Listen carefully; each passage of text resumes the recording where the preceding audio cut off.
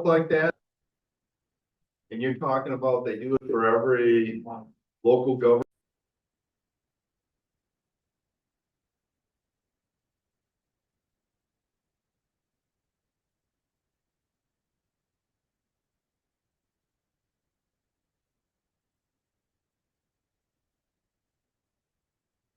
All right, I am calling the Village of Cross Plains Board of Trustees meeting of February 23rd, 2026 to order. Roll call, please.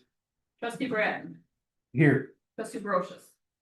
Trustee Borhart. Here. Trustee Brooklyn. Here. Trustee Paul Mikowski. Here. Trustee Calvater. President Langfeld. Here. Please stand for a pledge of allegiance. I pledge allegiance to the flag of the United States of America and to the republic for which it stands, one nation, under God, indivisible, with liberty and justice for all. All right, we're at public comment. This is an opportunity for anyone to address the village board on any issue. Please observe the time limit of 3 minutes. While the village board encourages input from residents, it may not discuss or act on any issue that is not duly noticed on the agenda. All right, do we have anybody here that would like to speak at public comment? All right, do we have anybody on the internet that would like to speak? I do not see anyone. Okay. We will move to consent agenda. Upon request of any trustee, any item may be removed from the consent agenda for separate consideration under general business. I am going to move number 5 off for separation since it requires a different number of votes to pass than the regular consent. It only needs agenda. 2/3. Well, I know, and that would mean we have to have all 5.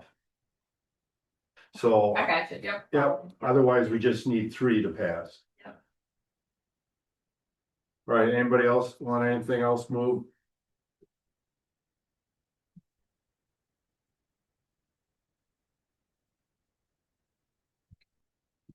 All right, do I have a motion? I will make the motion to approve the consent agenda except for number 5. All right, do I have a second? I'll second. All right, I have a motion and a second. Any discussion? All in favor, say aye. Aye. All opposed, same. So moved. All right, we'll go to reports of village officers. Couple things. One, we received thank you note from the Ice Age Trail Alliance for our participation in their 2025 Mammoth Hike Challenge back in October. So I'll pass that on. Sure.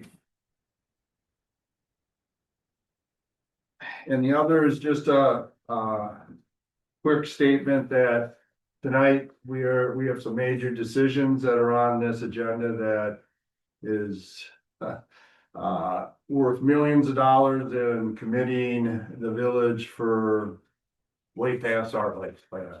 So I just want to make sure everybody take the time to understand the issues, so we're real clear on that. All right, village vice president is not here. Other trustees report, anybody have any? All right, village administrator, Nothing tonight. village department heads. Come on up. And then I got. I just have a super quick, I'll pass these to you guys. We just wrapped up our 2025 annual report. So I just wanted to cover a few highlights of what's going really well at the library this year. So the circulation is up about 5% over 2024. And that's a huge deal. Most libraries are seeing declining circulation, so it's super encouraging that ours has increased by that much, especially. Digital checkouts are also up by 2%, which is big when you're already checking out 16,000 more than a year. And then we also offered 9% more programs for community this year. And obviously they were super well attended. We had over 4,000 people at them. So Just wanted to give you guys a little snapshot of what we're doing at the library and yeah, things are headed in a really good direction. Very good. Thank you very much.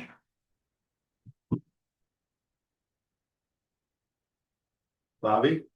I just wanted to give, election results from last Tuesday's election for our local contest for municipal judge.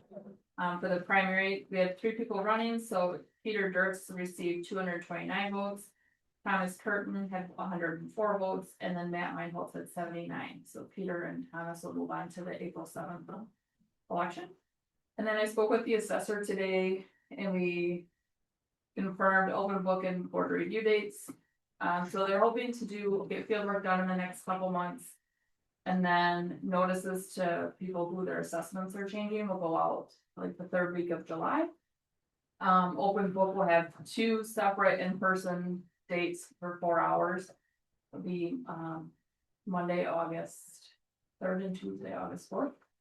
I think 3rd, 4th. And then board review will be on Wednesday, September 16th, from 5 to 7. I know it's different than what we normally do. It's Wednesday night versus Monday. But we'll remind you guys of that later. So we had 402 people vote. What percentage is that? We had 15% turnout. 15? Thank you. All right. We'll go to general business. Number 1, discussion and possible action regarding Marchstone Development Phase 1 construction document. Go ahead, Carly. Yep, absolutely. So these construction documents, so there were construction documents that were presented to the village board at the November 24th village board meeting. Some discussion was had, and then the board discussed a condition that staff comments needed to be resolved on the construction documents prior to approval. So the board requested that the construction documents appear on a village board agenda when they're finalized. They are now finalized, and the developers have requested that this item be added to tonight's agenda. So recently, there have been some discussions with Brian Berquist, our village engineer, about multi-use path widths, which have returned back to the 10-foot widths in the submitted plans that we requested initially. So there are no specific objections from staff. And so this would require a majority vote by the village board. I just have one question. We had talked about the boulevard becoming an outlot. Is that something that should be on this document, or is that something that we modify the final plat? Adam's on. Okay, and Brian's also raising his hand in the Oh, back. Go ahead. It is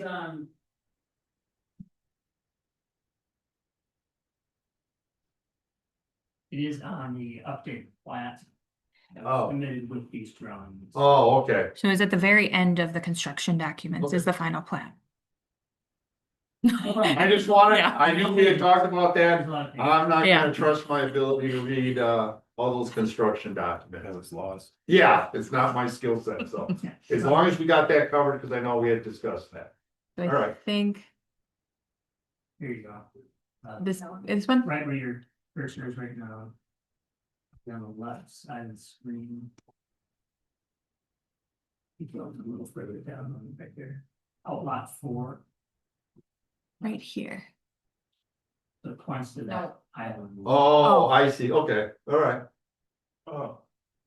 Like, so, Yeah, go ahead. so is that like? Thinking about probably for like the sign issue of being part of. Yes, and landscaping. And landscaping, Yeah, that's kind of how we came up with the solution for that. so that's not village property, but it's in outlet, so it's. It's they their, own it then? yep, Okay, I Yeah, got it'll you. be a and it's out of the, tax bill, or you put $10, but be small amount. It'll have a parcel ID, it'll Right, not okay, buildable, okay, and the one on Evergreen was removed. that's right? correct. Okay, those are, Both, there's no outlot, no brick and mortar, it's just road. it's just road, yeah, there isn't a median, it's like the water, that one we had discussed before, and it didn't look like it was there, so. Okay, so that was an outlet there. And so the sign issue there, and then there isn't gonna be like, is that right, where, and then electricity, like There may be, we haven't seen any of the sign plans there, I don't know if you guys had something in mind, though, here we've seen solar power, it doesn't take a whole lot of light. To juice those up, but I don't know if you said any. We'll want to Current live, plans? just have to figure out how to do it. Yeah. So that'd be part of a separate sign application. Sign that, right, okay. Right, but I am looking with Carly in residential zoning areas, signs can't be lit, that is in our code. Actually, it's in our sign code, it says that. Saying it again. Okay, so that was, those. I had a few other questions, can I go? Yeah, go ahead. Are the hydrants set in this, or are they moving at all? I noticed, well, specifically, page on 72, you have 3 hydrants very close to each other on Hillcroft Lane. Yeah. There's one on Lindale, there's one there, and then there's one at the top of the arch. Yes. And then there isn't like, and then there isn't one on the other side, like where this would mirror over, and I was like, why are there these 3 so close? Like, cause there's one on each side of that one lot. Yep, yeah, they have moved, I got a fine look at those with fire chief and with Matt. And what you see on this entire plan is actually what the 3 of us played shell game with to try and both maximize coverage from a fire protected standpoint, you know, how much hose needs to be dragged. But Matt will actually use these also to blow air out of the lines on occasion. And so you kind of get, in this case, painted into a corner sometimes, and you do need some multiple ones in order to maximize just the operations of the system. So yes, I would say these are where you're gonna want them for system operation, not just fighting fire, but maintaining. Okay, I was just wondering, because there's 3 really close to there, you know what I'm saying, there's one there and there's one Oh yeah, at the top. there's one right off There- frame also. Yeah. About a couple hundred feet up, yeah. Well, there's one You'll be able right to there see across front. the road, isn't there? Yep. Like, Yeah, there's one on the west side of that T. right, There's one there. right in the lot, and then there's one on Old Horseshoe. there's one, yeah, at the top, that would be, Yeah. yeah, It just ends up being where they need to be. You wanna have hydrants about every 400 feet. Just from a hose haul standpoint. right, okay. So I get it. that's how they first get placed. Then anywhere you have a hill of any kind. All water, when it comes through a pump the size that we need to pump it out of the ground, it does get carbonated in a way, you know, get some air entrained in it. And over time, all those millions and millions of little air bubbles will collect just at the high points. So at every high point, you need one. And then when Matt and his crew will be flushing these, we need to have them set up so that you can get a long run of water flush through the main to come out at the right spot. So this is kind of the perfect storm of them, but they have been looked at and I feel good about them. Okay, I was just making sure, because those No, are roughly. I'm just imagine those good. for Those sure. are very close. I do have a question about another. So these would be on page 52. Down here, you're placing the hydrants in the median. Is that correct? That's safe? I mean, we're placing a hydrant not on the side of the road, but between the 2 roads. It seems like a strange design, doesn't actually seem very aesthetically pleasing either. If you're driving down the road, there's a hydrant right in the middle of the median rather than on the side of the road. Well, Just wondering why here, that placement was- the placement is there because we have a path on the east side of the road, which doesn't leave a whole lot of space for a hydrant, green space, or a hydrant. The to terrace develop. isn't very big there. Right, which then brings you across, you gotta head west. Here, there's green space in that median. I suppose it's, if the board doesn't like it there, we can go even further. But it's not I would say, you don't see them very often because we don't see a lot of grass medians. In the world, but it does have some advantage because you can, you don't have to haul hose across the entire street for fighting a fire, but if that's something we'd like, we can certainly massage that in construction. Looks like, and I would take that as, you know, the city side. Brian, Adam with Wiser here. Yeah. Hey, one other point on that is if you see the storm sewer that's running north-south in Marchstone, it's also a separation requirement problem from the storm sewer there. So even if we were able to squeeze it in the island on the east side, or the terrace, I should say, it's a separation problem. So, you know, it could live on the west side of the road, but it's just an additional length of pipe that, you know, may be unnecessary. So a number of reasons for it being in the median in this particular location. Well, it just isn't there, it's also further down. If you go down, there's one there, and then there's another one further down. Right down there at the bottom of the page. Yep, same problem. There's the storm sewer that's coming up Marchstone Boulevard that just doesn't allow for the separation requirements for the DNR from a storm sewer perspective. The DNR has a requirement that there needs to be 8 feet from a storm sewer and a hydrant. So just not enough room there to squeeze the hydrant in behind the pipe without going to the other side of the road with the hydrant. I can check with Justin's, if he's got any concerns about it from a firefighting standpoint. Of moving it to the west side. Well- Yeah, making it further west. I mean, you can do that, but I'm actually in favor of keeping it where it is, because that boulevard is supposed to be our second way in. We put that in, so there's technically 2 ways in. And Brian hit it right on the head. If you put it on the side of the road there, you're bringing it totally across and you're eliminating your second way in. Oh, Right? So if it's there, then if there's an ambulance call when they're fighting a fire, they can still get up and service that. So I personally think, while I agree with you, it's unusual and there's a higher risk maybe of it being hit by a car or something like that, because it's in the middle of traffic. I think with the intent of having that as our dual way in, we should do everything we can to keep one of the sides open as much. And this is one way of doing that.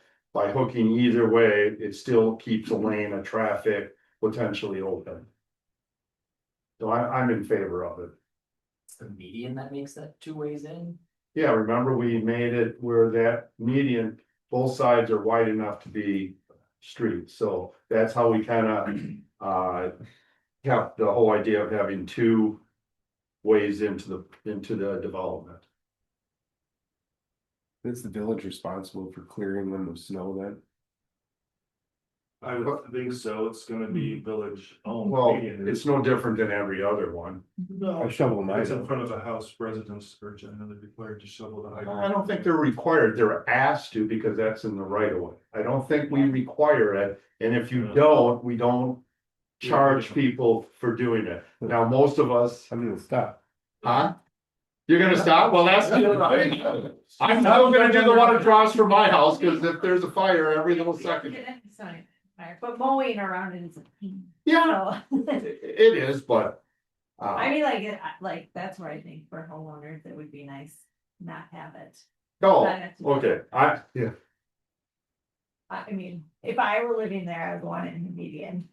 okay. How do people feel, median I'm fine with it. with where it is? Yeah, after what he said, it makes a lot of sense. Yeah, and I also don't think it's like, I don't think the risk of accident is as prevalent there, because it's like, you know, you're in this little neighborhood and hopefully people aren't driving as fast. You gotta get a curb too. Yeah, Is there any concern with like wide loads and like if you're hauling some equipment in or something then? It would be far enough for, as Jay indicated, that each one of those is wide enough to be its own road. If you brought in like ag implements or something like that, You're gonna run the same problem with the We run- fire hydrant right up against the curb. I'm Exactly. thinking of that But- sign out here that always kind of. Yeah, but if it's on the curb, they could actually use the median and go, but if it's in the median. Well, there's gonna be a curb on both sides, so it really doesn't matter what curb you want to jump. Any load that could get here would be able to pass on the roadway it was given. If you're moving a house or something like that, then perhaps, but, there'll be, potentially trees in that median over time, or boulders or. Would this carry on as like phase 2 then? Yeah, that's what I'm- Part they would I think it's continue it? gonna be hydrant, like, is probably what I suspect is gonna happen. That's For why. the same reason, what we would suggest, but. No, I think it makes sense. Get rid of the 10-foot path and you have no problem. I like the 10-foot path. All right, so your median, well, I'm not gonna make a motion that. I did not like that. All right, what other questions do you have? It was just the median, the outlet thing with how that was being handled with the signage lighting and the hydrant thing was all that I really picked up on from looking at this. Okay, anybody else? Go ahead, Cameron. When we did the original approval, I don't remember what month it was, but we were at the fire station. There was a road study and then there was roundabout over actually on Church Street and Military, by the middle school there. The action item from there was there was gonna be a traffic committee that was gonna evaluate that. And I guess I haven't heard anything about that and they're not in the final docs here, so curious what happened there. Well, Seth Johnson's in charge of that. I'm not sure where the status of that is. I know they've met a couple times, but. I think they only met one time. Oh, okay. But wouldn't we want that to be? I mean, that would be part of the development, right? If like, if This this is a development, construction document. I don't know if that would be part of it or not. is that part of the final plat then? Like a, Well, no, it's not in the final plat, so I'm not sure. The construction document should tie to the final plat. And if it's not in the final plat, I don't know if it should be in the construction document. This is supposed to show how they're gonna build the final plat. how does a municipality handle if, there's a new development going on and it's gonna cause traffic changes where you need to make a update to a road? Wouldn't you want the developer to make that update to the road because of their development? Okay, go ahead, Brian. Just the top pile on both of you guys, this would be how to build out phase 1 of the plan, just to be clear. This is just, so this would be the stop. And for reference, just on the left side of Harley Spring are the backyards of the already existing homes. So that's like at the end of the universe, there by middle school, to the south end of the university. If the village does decide to make improvements at Military, that I would anticipate that would be part of the phase 2 developers agreement, which doesn't exist yet. Phase 2 would be the other half roughly of the homes, and from a traffic generation standpoint, golf course and all those things. Just by way of some background on P, that whole corridor that was studied pretty intensely in 2015 when we did the design for that corridor. That intersection was called out, in fact, as suggesting either a roundabout or a traffic signal there. The existing property lines that exist are not large enough for a roundabout. So I'm in favor of condemning properties to get extra corner pieces. The board decided to at least put in conduit for future traffic signal, so that is in the ground. And as that task force meets, or that subcommittee meets, just so they're aware, but first step would be the village deciding if you want to do something, either roundabout or that, and then I would be working with those guys on I would suggest the next phase, because that's gonna be a real bigger impact on traffic. Okay. And I think we could wait then, especially because this is opening up like another entrance, but that intersection is a problem today. Sure. And you could see how it ends up after there's another entrance there. Jeff? the traffic study that we did do did not call for any additional road work. All it requested was more, different striping. So, and that was with more lots, so we're gonna have less lots, and at the time of the traffic study, which was, Seth thought was done by a reputable firm, no road improvements out there were required to handle our development. So I don't think anything the village wants to do out there has to do with what we'll do for our project. All right. Anything else, Cameron? Nope. Do I have a motion, please? I had one more. Okay, go ahead. This deals with the borrow pit that you're taking soil from where the driving range is going to be used. And I mean, I see on here that it's on the construction document saying it's gonna be taken. And with the developer, contractor, engineer checking that all out because of the erosion plan. I know at one meeting it was discussed that was gonna happen and needed approval of the plan commission and the village board. It looks like that is not on these drawings. That was requested at one meeting though, I believe. Has that been foregone with these notes? Not foregone, the old, I shouldn't say old, the previous iteration had a borrow pit shown that was in the hillside area, and that was my comment, whoa, that's in the hillside protection area. So they've moved the borrow pit off of the hillside protection area. That's shown on these plans, so you don't need that board approval, there's no hillside involved. That's coming for phase two, there will be some hillside discussions that need to be happening there. But for this one, that was their solution, was to just move the borrow pit off to a flatter area that doesn't require it. So that it doesn't require that approval or Separate. or becoming in conflict with that ordinance. That Yes, just wouldn't be a better way to describe it. Okay, cause I remember those discussions. Now with that borrow pit happening, I mean, obviously they're gonna own the land. I'm assuming that's legal to do that, to borrow land from one area to another, to move it around on your property. It's an interesting point, it is legal, it is not illegal. Right. Though it came up in another community work, whereby if you were moving that material across a roadway to another parcel, even if you own it, they consider it a mine, a non-metallic mine, a gravel pit. But as long as you're just moving it around parcels that you own without getting on a public street, then it's not considered a mine, it's just a guy digging dirt and putting it down. I got So you. if they put it in a road truck and hauled it across. So if it touches Finis, it's a mine, is what you're telling me. It gets deposited, yeah, Huh? it gets deposited off. that. Okay, but, okay, it crosses it. That's the issue, but here, no, Yeah. it's not it's not considered a mine, it is not illegal to leach dirt from one parcel. No, I didn't know, I mean, no one's just asking.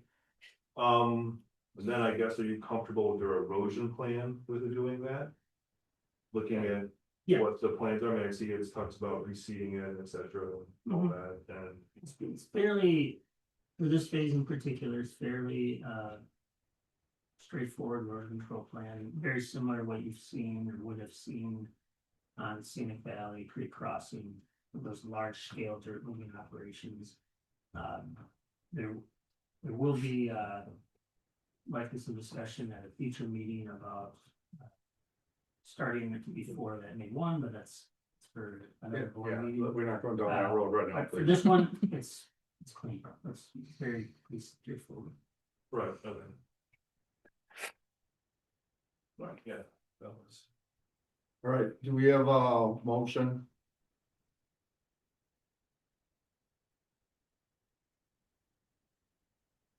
I will make the motion to approve the Marchstone Development Phase One construction plans. All right, do I have a second? I'll second. All right, a motion and a second, discussion. All in favor, say aye.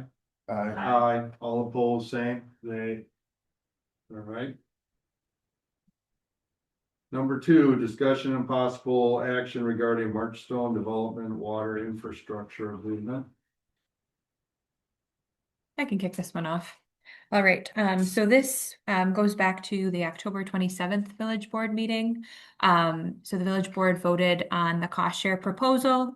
That was back when you all selected water infrastructure option 2, which includes that ground reservoir. And then the board approved the cost share estimate of the estimated $9 million project. And then the allocation would be 43% village and 57% Marchstone. That's the percentage allocation. Also in that meeting, the fees in lieu of conservancy land dedication were waived, and the fees in lieu of parkland dedication were waived just for phase 1. And so since then, since October, representatives from the village and Marchstone have been working to finalize the agreement. And we believe it's in a good place today, and the developers have requested the item be on today's agenda. And we have it here for you all to review, and then a majority vote by the village board is needed to adopt the infrastructure agreement. All right, we'll start the same way. Does anybody have any questions on the agreement? I do. Go ahead. This deals with section F, the part that discusses that all portions of the water infrastructure improvements intended to be owned or operated by the village shall be dedicated, the required land for all. The total acreage shall be credited against the land dedication requirements for active park purposes and conservancy areas in future developments. Basically, we waived the parks and conservancy for phase 1, and they're requesting that the land used for the water improvements in phase 2 get credited against the parks and conservancy in phase 2. Correct. Well, that's a new thing. That wasn't what we, Well- that was not discussed when we approved this the first time. This is a new wrinkle to this agreement. I'm not sure there's I think what we have in phase 2 is we require the developer to dedicate land to the village. So we're having them dedicate land that's in a particular spot so we can put the water infrastructure on it. The alternative would be for us to buy a piece of land from them to put infrastructure on it. I'm not sure why we'd want to do that. It has to be at 1140. So it's very restrictive on where that reservoir can go. So I think this is the advantage to the village to have the developer supply that land. Sure, I understand, but the developer can supply that land without requiring a park and conservancy dedication for that usage. He's also gaining a benefit from it for being a pumping station and other things. I understand the village is also, but we're already providing them a $500,000 or $448,000 gift in phase 1. Why can't this be his gift to us? I guess the gift, if you wanna, what is it, Nat, he's gonna pay 57% of the water system. We're paying 43% versus 100%. I mean, if you look at what Sundance was, they were requiring us to pay 100% of everything. They were gonna give us the land, to pay the whole infrastructure, so I guess we have them paying 57%, so I guess that would be, in your terms, the gift. So this came up in our Parks and Rec. I'm assuming this is the same, was it like a 6-acre plot? No, No, this is this totally is different. nothing to do with that. What's the Well- 6-acre plot then? I think. Well, I don't know, we're not into phase 2, so Okay. what I think what Parks and Rec is saying is they would like whatever amount for a park. Yeah. In that, Yeah. in this development, okay? We're saying that we also, and it could be a combination, it could be the same area, the park could be in the same area as the reservoir. That was the plan for Sundance. The reservoir was gonna be there, the park was gonna be built off of that. Off of that land, so. That's kind of how we gotta be careful not to get too much into phase 2, because we have not, there's been no decisions made on phase 2, none whatsoever. What we want on in the agreement is that they supply the land for it. But that would be part of phase 2 then. Yeah, we are Yeah. talking Yeah. about phase 2. So, Well, no, we're talking about a water agreement. That is right, but but the land is in phase 2, so therefore we were talking about Well- phase 2. not necessarily, because if you read the agreement, if the water system doesn't go in, then we get the money. So that has been waived, all right? So while there's a deal on the water system, and yes, the land that we need is in phase two, and we have to wait to phase two, I would not say that we're discussing phase two. Well, I think we are, since the Okay. land exists in phase two, we're discussing aspects of phase two right now, and whether or not we're agreeing to a land dedication. In lieu of payment for lands in phase two, so yeah, I think we are talking about phase two, it's pretty logical, it's pretty straightforward. Okay, we'll just Is have to disagree. Sarah, and what is your? I was under the same, I thought we were talking about just for phase one, so this was not what I was understanding before. So how would we, help me out, you two, how would we do this in phase one? When there's no land for a water system to be put into phase one? How would we, what changes do you want that you're looking at this agreement that you're having an uncomfortable with? As I said, I want that line, total acres dedicated shall be credited against the land dedication required for active parkers and conservancies to applicable future phases. That means future phases means phase two, which means we're talking about phase two, that's stricken from this agreement. I want that removed. Keep in mind this may never happen. I understand that, but you And know you're what? paying for $9 million water system. That's the reality, and the bottom line is, you know, there's no black and white of what we're doing here. This has been a negotiated piece of a document negotiated between all parties. And, you know, to me, it's very unreasonable for the village to require us to give you something when we're not required. We weren't required to give you a 10-foot sidewalk. It's not in your ordinances. We went over and above to agree to that. There's a gift right there that we didn't have to do. I mean, this is a big development. There's no black and white or roadmap, how this is gonna get approved or developed. But along this process, there's gotta be give and take. Cause we're not gonna be the ones just. I'll tell you that right now. And right now, the given is us on ours for the 10-foot sidewalk. Okay, thank you. Cody, with regard to your question, I do believe that this is what that was talking about at that Parks and Rec meeting that I was at, because where they had mapped out that 6 acre piece, she was speaking about, and inside that area up there was where Brian had decided to put, she mentioned you in the meeting, the place the reservoir was way up at the far piece that backs up to Oak Valley, and there was a thing taking out some houses up there, and like it was a 6 acre park that was talking about it.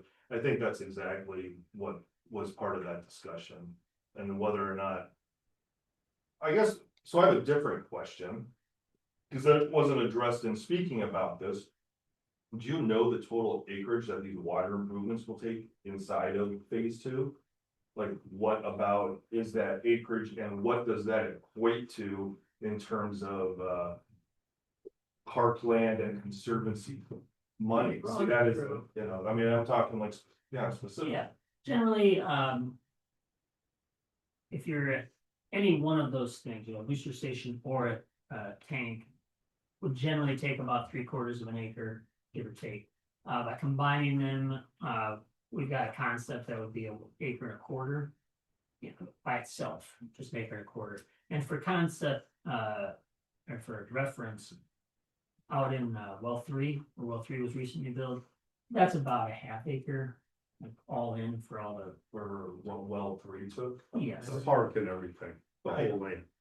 yeah. The whole park is half an acre? No, the well itself and the driveway and the generator. Right, and, yeah, you know, not the switch gear and the yeah. transformer and all that stuff. That's For this, Fields Way. Yeah, the dot, actually, an earlier version of this agreement said, parentheses, 1.25 acres estimated. And just because, you know, it's not designed yet,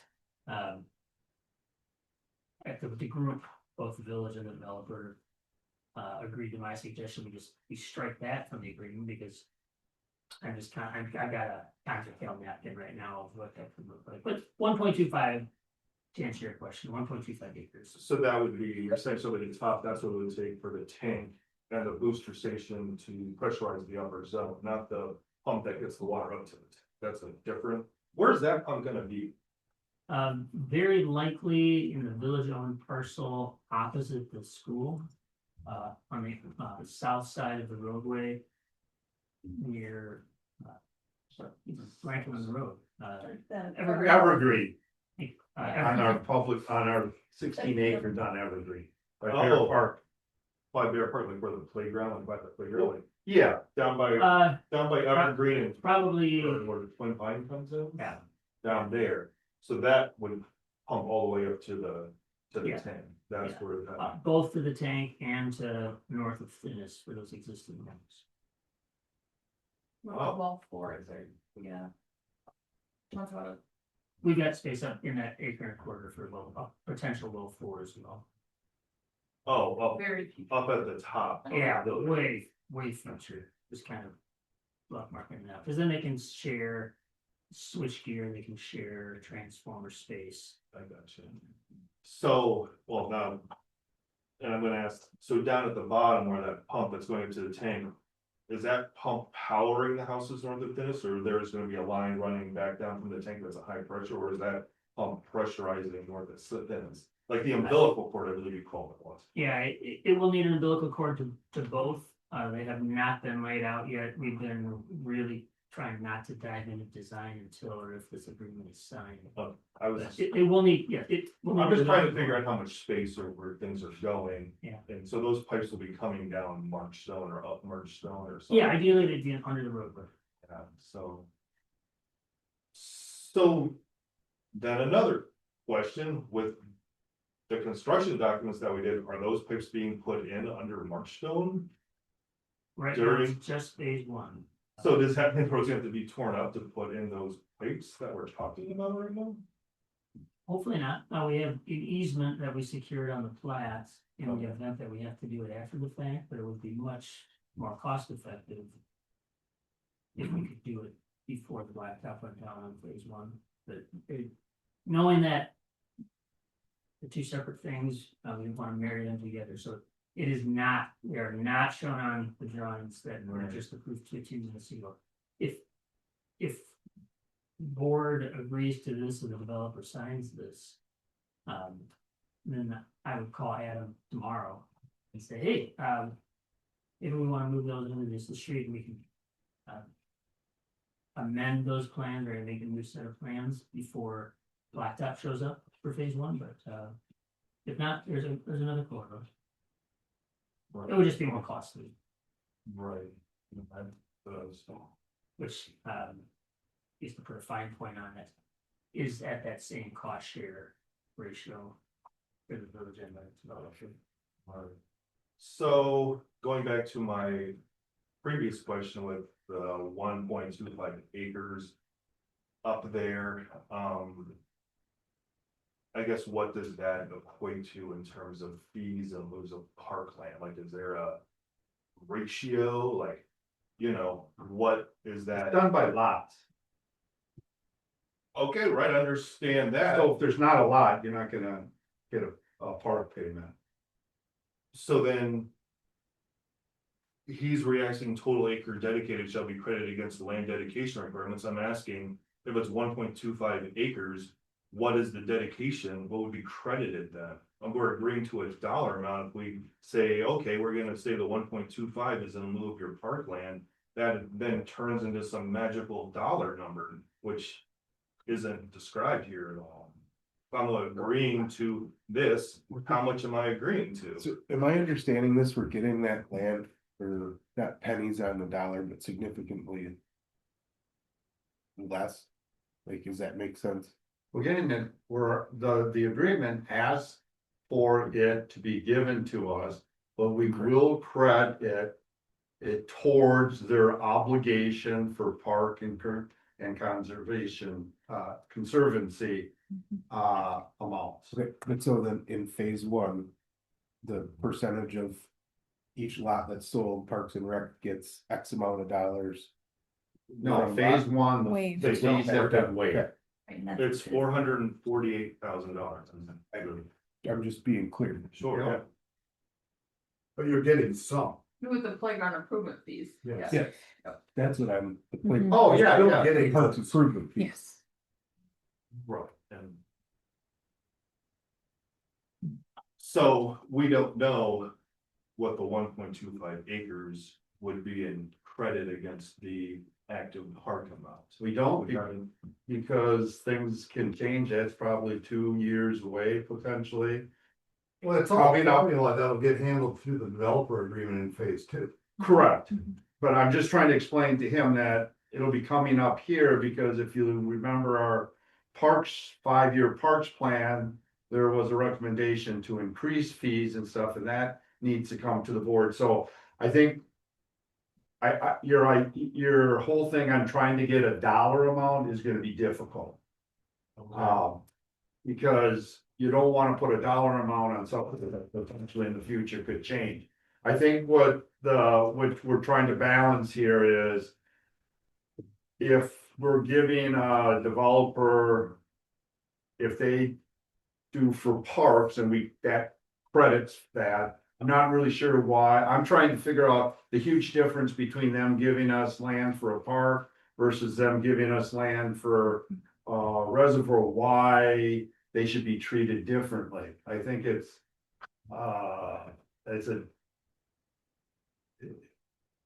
part of what we asked for, but I guess I'm just having a hard time on the fairness side, why land for a reservoir is different than land for conservancy. Because it's, both of them benefit the village. Well, in very different ways, so. Well, absolutely, in very different ways. I think my concern is that, like, I just want to continue to advocate for our conservancy lands, and and Absolutely. it was hard to give it up for phase one, so now I feel like I'm.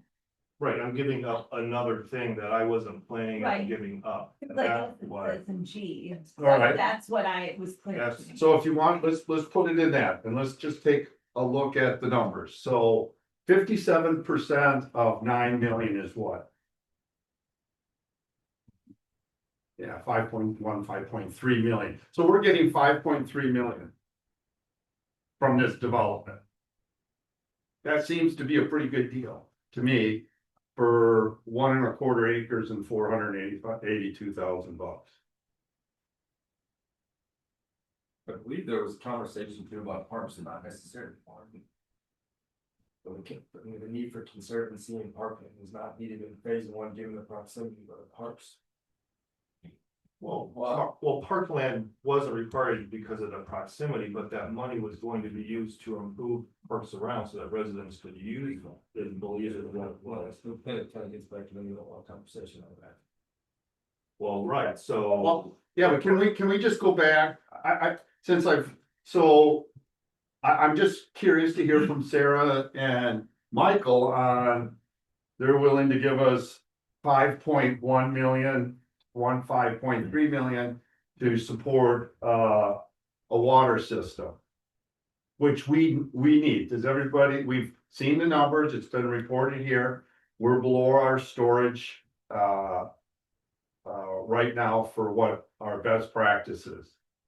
We are just about below storage for best practices, and if you read the report, it says if you have 1 active well, I believe it says that. We have 2 active new wells, so we aren't really right below. Even though the storage is really close, if you actually read the fine print in there, it says if you have 1 source of water. We actually have 3 in the village, so it actually can take our storage needs up. We aren't right on the precipice. This isn't like we're dying. Oh, no, for new wells. I have never said that, but if you look at the report, it's 106.5 gallons per person plus 180,000 for fire protection.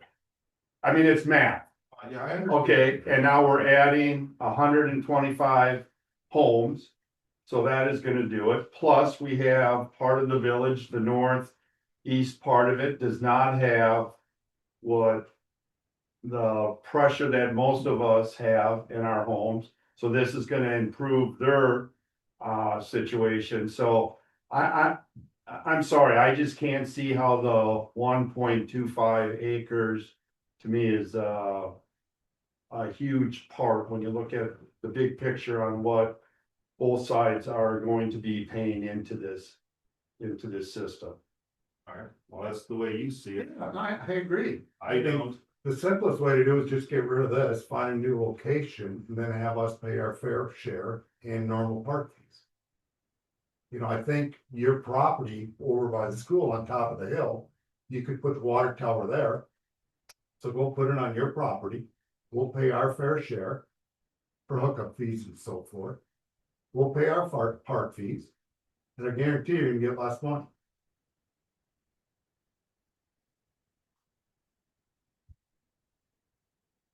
If it has the proper elevation.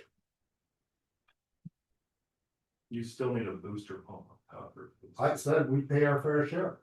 This could be less than $5 million.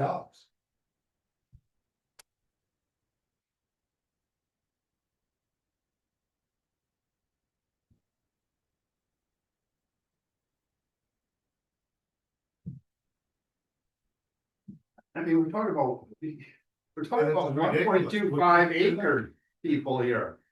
And we were talking about a $9 million project. Alright, well, why doesn't he just give us the 1.25 acres and we're done? Take that out, give it. No, Because this is, relocate this place and we'll pay less. money. okay, let's, hold, enough.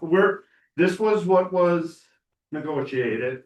We've given you the When background. was this negotiated? This is new tonight. Of course, because there were a number of things when we brought it back that you guys wanted to see. You know, which was also the whole thing about paying back if it doesn't go through. So yes, things have been modified in negotiations.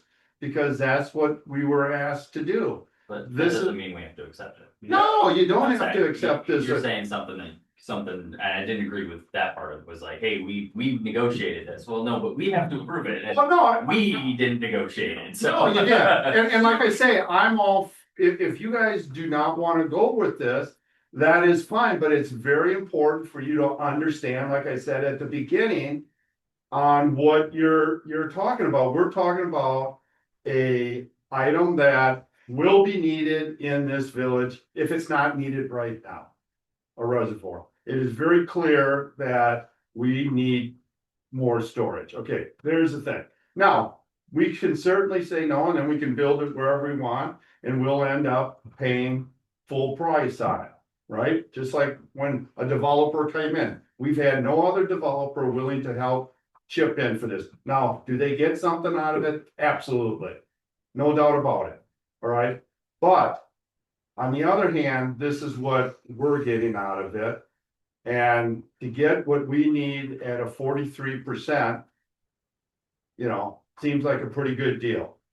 Now, if you think the 1.25 acres, yes, both sides, it's small, either side. I could give up on that when you look at the percentage of what we're talking about here. It's such a small percent. Just to clarify, we are in no hurry. So if we don't do the remaining lands for 5 years, that's okay with us. Then you don't get park fees for at least 5 years. That you probably want for the pool. You don't get help with the water tower system.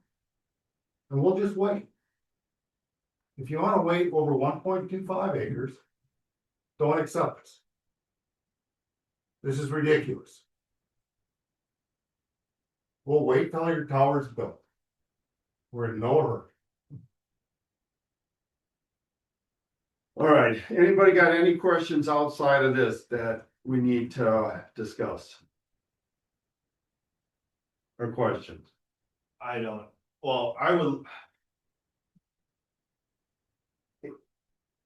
Here's the thing, this is what's on the table. Are there any other parts of it that you want clarified? I clearly understand people's conflict with that sentence. Are there any other parts of this agreement that you have concerns with?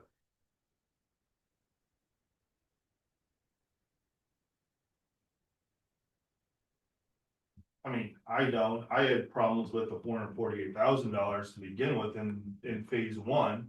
And now it seems like we're coming around and we're being asked to give it again. Okay, We've already asked it once and okay, you've all, that point has been made, we all understand what it is. That part of waiving has been passed through this board, and that's it.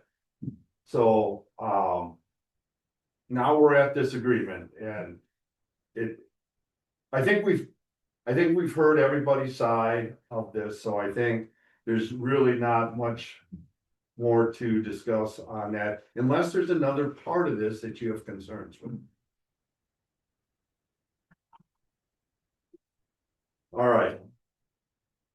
Do I have a motion then? Make the motion to approve the water infrastructure. All right, do I have a second? I'll second. All right, I have a motion and a second. Any discussion? We're gonna do a roll call vote, please. Trustee Bratton, Then me. yes. trustee Porter, No, trustee Polakowski, No. trustee Portland, Yes. President Langfeld. Yes. All right, motion carries. All right, number 3, discussion and possible action regarding update to Marchstone Development Agreement. I can give another intro to this one as well. So this, again, development agreement for phase 1. And so this came before the board in November as well. And so this version of the development agreement incorporates the water infrastructure agreement. So there's language around that. There's also the addition of paragraph F, which discusses the waiver request for land disturbance. So starting construction earlier than May 1st, and then changing the developer's name from JEKY LLC to Marchstone LLC.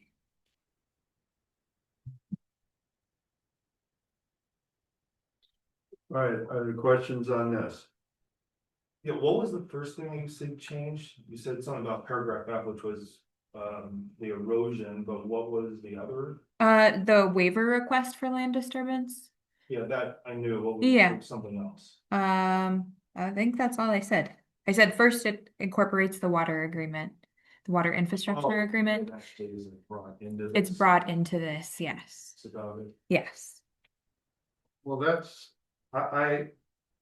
since we're on that, if you go to K3B, Sure. which is the part that talks about it, I don't think that's written properly. What I would suggest that we use the same language that we have in 1G in the water agreement that we just passed to put it in as B. So it's very clear that the agreement and the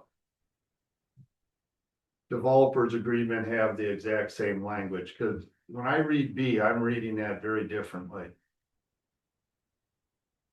than what I think it's supposed to mean.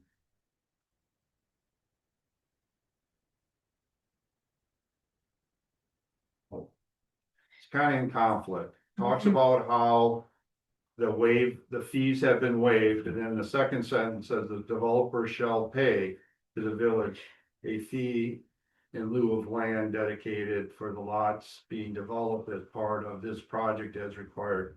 I don't think that is, Yeah. it's in conflict, so I think the solution would be to put the same language in the developers agreement that we have in the water agreement.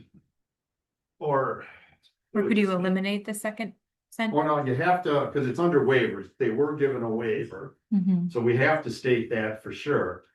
But what it should say is we're waiving this, give the amount like we did in the water agreement, and say, if this does not happen, then we get our money. Just like, and that's pretty much how it was written in, that's, why don't you just cite the water infrastructure agreement and not duplicate the words? Just say that this document is binding to the terms of the water infrastructure agreement, and those words are already in that agreement, don't duplicate that. well, I don't. That's what I'm saying, because if it says subject to the terms of the water, this document, this agreement is subject to the terms of the water infrastructure agreement, period. You don't even need to say anything else. Well, no, you don't have to, and I'm okay with that. Mhm. I don't want is what's in there right now, because that is clearly to me in conflict of what we're agreeing to. And I'm just making it clear. I'm just saying, copy and paste screw stuff up. If you just say water infrastructure agreement is good enough, then you have to find that and you read what's in there, and then you don't get two conflicting things. That's all I'm saying. Yeah, I'm just trying to keep it under the waiver part, since it's under there, I didn't wanna change everything, so it has to have some relation to. So we could say the waiver of Parkland, Subject to the waivers listed in the water. there you go, infrastructure something like, agreement. yeah, something like, Is contingent upon that. Okay. Brian, thoughts? I would actually think towards Michael's. Fewer words equal better. Yeah, don't copy and paste stuff. All right, I see, Jeff, you're okay with that? Yeah. All right. Okay, so we wanted to say just subject to terms of the water infrastructure agreement between the parties, Yeah, make sure it has the word waiver. Okay. To to the waivers, the terms and. terms and waivers, okay, Cover everything. Between this. subject to the terms and waivers of the water infrastructure agreement between the parties. Yeah, or this. This agreement is subject to the terms of. Okay. These. Everybody okay with that?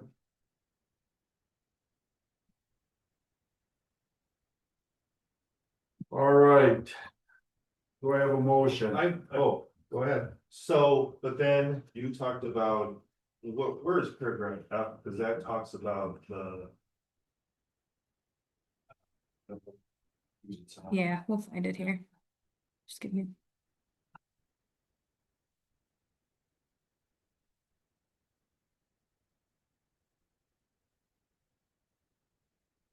All right, it is on page 100, time of completion.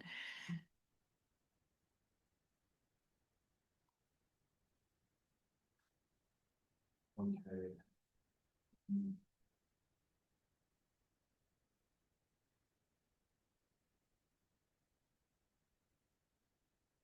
And then on page 101 is that waiver portion.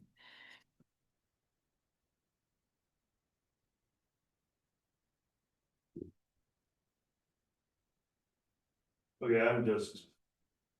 Cause I know. We're talking about the beginning earth moving activities, and this is talking about the earth moving activities. Are we granting the waiver in for on the Okay. business? Cause this talks about a waiver.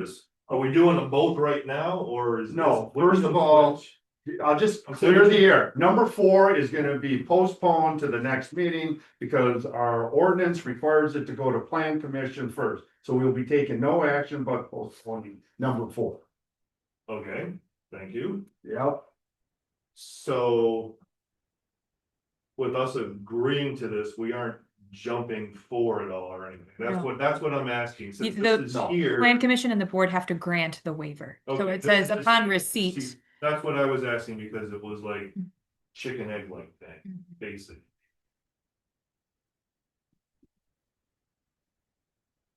Okay. That was my question. I didn't know that the board had to do all that other stuff. All right, do I have a motion?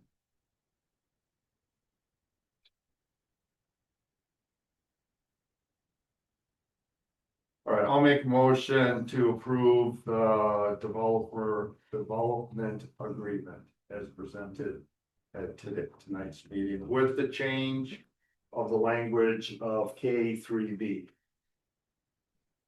I'll second. It should be K3B. Yep, that's correct. Motion and a second discussion. Bill was here, he would not be pleased with that motion. I know. But, all right, no discussion, roll call vote, please. Trustee Workman, Yes. trustee Paul Mikowski, No, trustee Borcar, Yes. trustee Bratton, Yes. president Lightfoot. Yes. All right, we're at 4, yeah, 4. Ordinance requires this to receive a 3/4 vote from the plan commission before it can move to the board. So I'd like a referral, this to be referred to the plan commission, which will be March 4th, March 2nd. March 2nd. Stand corrected. Do I have a motion? I'll make a motion to refer number 4 to the plan committee in their March meeting. I'll second. All right, I have a motion and a second. Any discussion? All in favor, say aye. Aye. All opposed, same. All right, number 5, discussion and possible action regarding reconsideration of KP jurisdictional transfer. I can kick this one off again. So this is regarding the KP jurisdictional transfer and PATH project. So I have in my memo, I just have some of the kind of history of the grant funding that the village has received through Park and PARC and DNR Knowles Nelson for the KP PATH. So that was back in 2023 that the village approved an agreement for design and reconstruction of the KP Bridge. And then in the same meeting, they voted to notify Dane County to use 2026 as the year for the KP reconstruction project. So that was always in the works since 2023. And then at the end of January 2026, Dane County Highway asked the village for a cost breakdown and stated that for the jurisdictional transfer, grant money would need to have been taken off the total project cost, and then the cost share would take place. So we've had some conversations with Brian, Jay, myself, and then we met with Dane County Highway a couple of times in February on February 3rd and February 10th. So ultimately, the county is asking the village to apply grant funds to the overall cost and then splitting the remainder, which makes the jurisdictional transfer less appealing. So ultimately, we're here tonight to present there's some cost estimates that Brian put together, but ultimately, like we said, the cost share that the county is proposing doesn't necessarily seem to be in the village's best interest. So this has to be in 2 steps. The first step is for reconsideration. We need a majority to be willing to reconsider the action that was taken. So I will make a motion to reconsider the county KP jurisdictional transfer. Do I have a second? All right, I have a motion and a second for reconsideration. Any discussion? All in favor, say aye. Aye. All opposed, same. So, okay, so basically we're right back where we started from. As Carly said, if you remember on that, when we had that, we told you we were gonna meet, there were 2 issues. There were the MOU that they were saying states in there that we are responsible for all costs of the bike path. The second part was on how the formula they used in dividing costs, that it had changed from one commissioner to the next, that it ran us an extra $258,000. So when we met, the MOU was pretty easy to get rid of because farther down in the same MOU, there's a line in there saying if we agree to take over KP, this agreement no longer is valid. It's terminated. So that was a pretty good argument that they took in, they understood that and went along with it. The other part of this, we were not so lucky with, and quite frankly, I understand their logic in it. I don't necessarily agree that it makes it reasonable for us to do this. Because here's what they're asking us to do. 1, the road's not even in the village, so number 1, we'd have to annex the road. Number 2, they want us to pay for half the road, which is their road, and then agree for ever to take over the maintenance, the plowing, and the replacement of that road into the future. So when we originally agreed in 2023, the cost was much less. It made it more sense to do it. Right now, I can't come up with any real strong reason to do it, considering the needs that we have on our own roads, i.e. Park Street. I mean, this is 600,000 that could go towards there. The MOU covers us with the path. We should be able to still put the path in. Is it ideal? Probably not. Brian will probably back that up. It's probably not ideal, but it's workable. And we achieve what we originally wanted to achieve when we put in for the grant money. And of course, they're not gonna be happy with this. I am not on their favorite list right now. They really wanna get rid of these roads. But, you know, I said, hey, why don't you take over Park Street for the same deal? I'll give you Park Street. Would you take it? And of course, they won, you know, because it's not beneficial. You know, there were carrots there. Not, to me, I think a fair way would they pay for the full cost of the road, give us a new road and we take over it. That to me. Do you wanna add anything, Brian, to that at all? Just so everyone's aware. You're back to square one now, so if the decision is to do the path project, which is what staff's recommending, myself included. I wanna make sure everybody understands that path project is not just ballooning a path along the edge of KP because of the topography there. We'll still need to move KP around that 90-degree turn. That's covered in the grant. We'll still need curb and gutter on the south side. You gotta fill that ditch in and replace it with storm sewer. So it could have looked in some spots like, geez, he's reconstructing the road. We would be only in as much as needed to build the path, to create that flat area for a path. So it will not be anywhere nearly as comprehensively disruptive as the project that it was taken a month ago. Will the path still be, will it connect all the way down to the, Yes, so like we'll have full continuous? full, smooth, wide blacktop. Okay. Well, Oh, okay. yeah. That's from Urban all the way to Urban to South Hills. Cornerstone.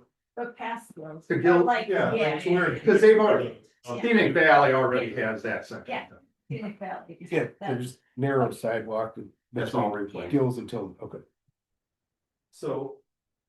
With that being said, okay, you were talking about in that corner of KP there, because it's all, you know, like the transformers are, it's Mhm. very. So the road is being moved, we're actually, ripping it out, picking it up, shoving it northwestish to make a flat space there. So there will be some sort of like what was in the previous drawings when we were doing the whole. Yes, but only the bare minimum that's needed to make that happen. The rest, and we had talked about before, you Right. curb and gutter along the north side. Right, that, Uh, none of that. So. Dane, so in our MOU, we're allowed to move their road, That was the whole intention of the MOU as it was first conceived of, was whatever you need to do to get the path in. Now, in the MOU is an exhibit showing just that. In where the village was, when we started applying for the grant in 21, so this wasn't quite on the horizon as a potential, so. Rick, Jay is correct. Overall, it would have been more efficient to do the whole mess right now. That's not where we are. So we're just kind of falling back to the universe as we move it in the early 2020s. so. With that being said, how much of. KP is going to be new service, obviously, I mean, I'm gonna say a few hundred feet. just if you like from Bourbon, just down a little bit. Bourbon to the, to Marstone driveway, not Marstone, Mostone driveway. Okay, so. Oh, no. Too many stones. Yeah, just to the driveway. Driveway to Right, okay, that's what I was asking. So, And so they're keeping the bridge then, if this is what we decide, because wasn't part of the jurisdictional transfer, we get the bridge? It would be all a KP. Yeah, it would have been all of KP, so they keep, Well, what, if we would have taken the transfer, we would get the bridge, so they're keeping the bridge though. and north of the bridge. Somehow, yeah, I guess and you're north right. of the bridge, yeah, I'm just trying to think, we kicked in some money for that bridge, but I think it was for the sidewalk. but it's still theirs, we own the other, because part of the Dane County Bridge inspections, they're inspecting the bridge on North End, because we own it, but we don't own the one at the other end. Whereas if we took the JT, they would be. we'd be- Yeah, no, you're we're right, only doing yeah. one bridge, so we only own one, not the other. Now, didn't they at one time sort of say something along the lines that if we don't do this, then this section of road is going to be at their bottom of fixing potholes and repairs? They kind of, I'm not gonna say threatened, but like, we aren't gonna do anything with this road, we aren't gonna fix it at all if it goes bad, if you don't do this. It was kind of mentioned at one point, I think. No, they played that card when we were negotiating too. Yeah, I think Brent is correct. huh? Brent is correct. And they don't fix But I this. don't It's take on their well road. to that. Well, and they, It's been complained to their Dane County. I mean, he would representation, go to you know? your board, county board. Yeah. is it a valid threat? I doubt it. There's no way they are gonna, that's not a valid. That would be way inappropriate. Right, okay, you just said they have to keep the roads to a certain standard. Yeah. They just can't let it just fall apart. Also, I think that road looks like it's in pretty good shape, right? Yeah, Yeah, first so of like, all, we're- and it's we're not talking our, about a far future problem. There's gonna be a different commissioner then. it's a town road, and it's in town jurisdiction. Yeah, but it's a county road. though. Yeah, I know, but what I'm saying The is, county is we don't responsible. worry about how P is outside of the village in either direction, or Highway 14 out the village, it's not our jurisdiction, so that's a whole different group that needs to deal with that. Those residents are gonna call the town boards to say, why is this in poor shape? And they'll put the pressure on. It's not like Cross Plains is gonna ask for it. Well, Cross Plains residents can call their Dane County supervisor, because they're gonna be driving on that road. Well, that or the township is the local one that put pressure on the town. That's who put the pressure for Airport Road. It was the town. But anyways, it doesn't matter. Do you need a motion then for? Yes, we'll need a motion to not agree to the JT. That we are not accepting. Have you ever seen a municipality do this before, Brian? And like refuse a jurisdictional transfer from Dane County? Mason Manning did it back And, in 2022. And Madison took them to court. okay, what was the result of Mazomani's not accepting it? What, was there any And fallout? nothing happened for a number of years on either side. But like KP wasn't awful, this was why project to state to. Oh, going, Um, yeah, north. So different commissioner, the village reapproached the old, county engineer and renegotiated a JT agreement that was fairly custom, it involved a whole lot of negotiating. That was a different, engineer, so I doubt that would be the case now, but that's what they did, and to Jay's point, Madison's not interested in that.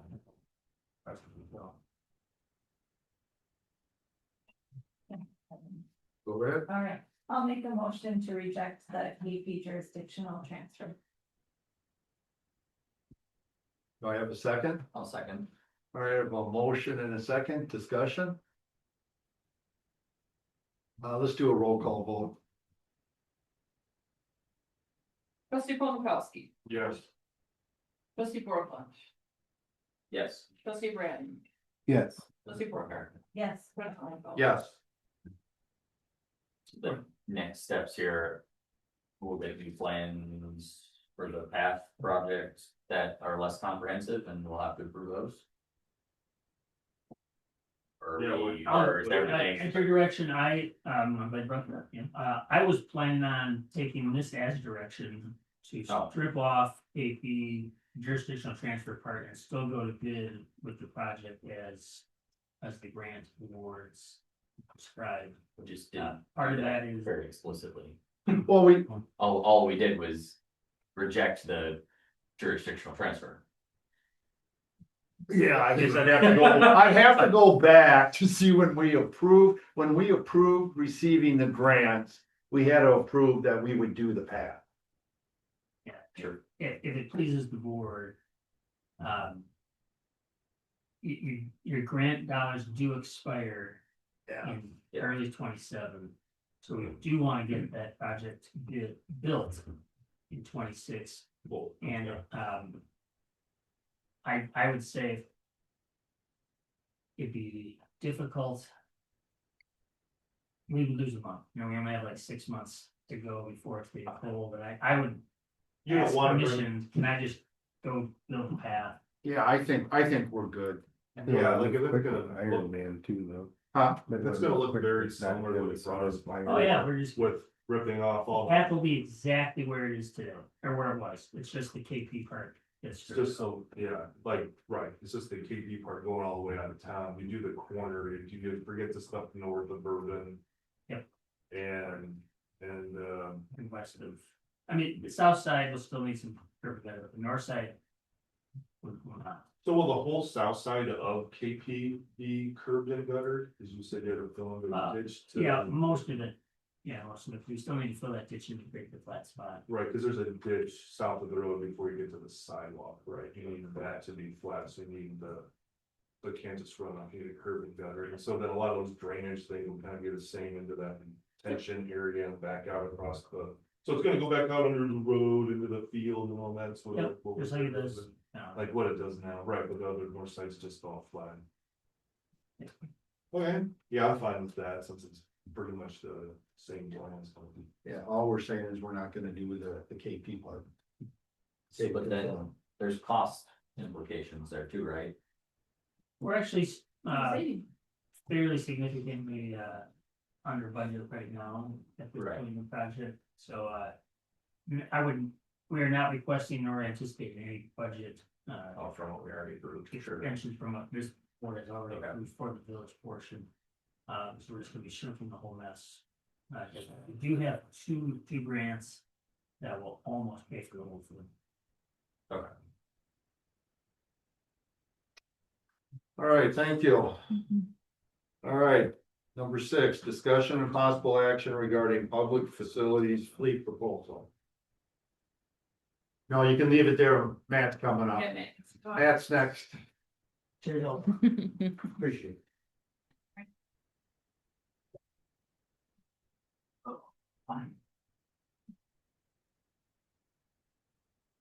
So back in 2025, December, long time ago. The red 550 that can be seen on some other slides, the hoist broke and we were no longer to use it as a dumping body. We were able to utilize it as a salter throughout the winter, but as winter's coming to an end, we are gonna be short on vehicles. And one of the options we were looking at, especially going through the winter with going from plowing, hauling for main breaks and doing other activities, is trying to get our fleet a little more universal. We don't want a bunch of specialty vehicles that, you know, if it's not snowing, that vehicle's not all that useful to us. So one of the things we looked at and that Black Earth was able to purchase this last year was the Switch and Go hoist. And we really liked that. We really looked into it, and we think it'd be really beneficial to our fleet to be able to change back and forth in a matter of minutes, from task to task. We originally had on this year for the Freightliner to be reconditioned. And after, you know, going through the winter and the 550 wearing down and breaking, we decided to come and ask that we use that money towards this project. For this fleet changeover. And I apologize, I probably used poor wording on my Excel, boxes here, and it says borrow option 1, borrow option 2, but that would be the remaining balance of if we put the red 550 and the Freightliner towards the balance of it. So I mean, the full borrow total would be $143. $143,734. Gee, that was weird. No, that's. $143,734. And then those red balances would essentially be put towards the cost. We did look at a couple other options that came in relatively quite a bit more expensive. And just didn't think that would be a route that we would want to take with it. So this would give us a bigger truck to plow with, a better blade, and more salt capacity. Along with being able to switch from brush and leaves to hauling snow to in a much more efficient way.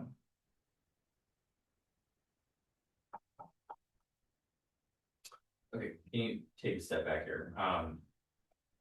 We approved this, what does your fleet look like?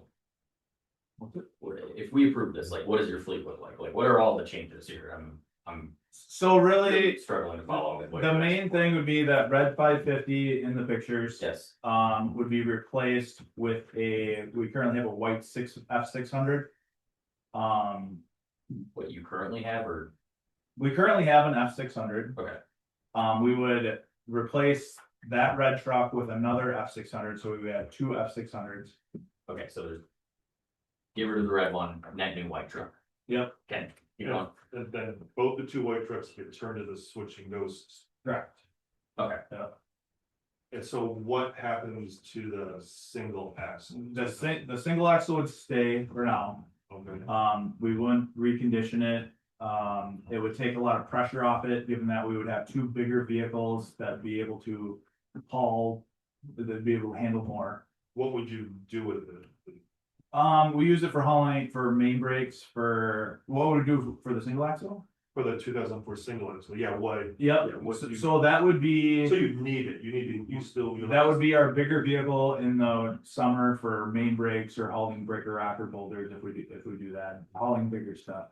And in the winter, it's our tallest snow plowing truck and it would still hold the most amount of salt. But it would, having the two bigger vehicles would take some pressure off it. But you're planning on keeping that till it breaks or falls apart or something? For a few more years. It's still- Ideally, it'd be nice to get that replaced down the road, maybe with even another F600. But no plans to. No plans in the next year. Something will show up on that 5-year CIP. Right. Sorry, did you have another question? so we have one F600 Yes. already. Yeah. The red one broke. Yep. Well, a part of it broke, and so Yeah. you'd like to sell the red one, get a second F600.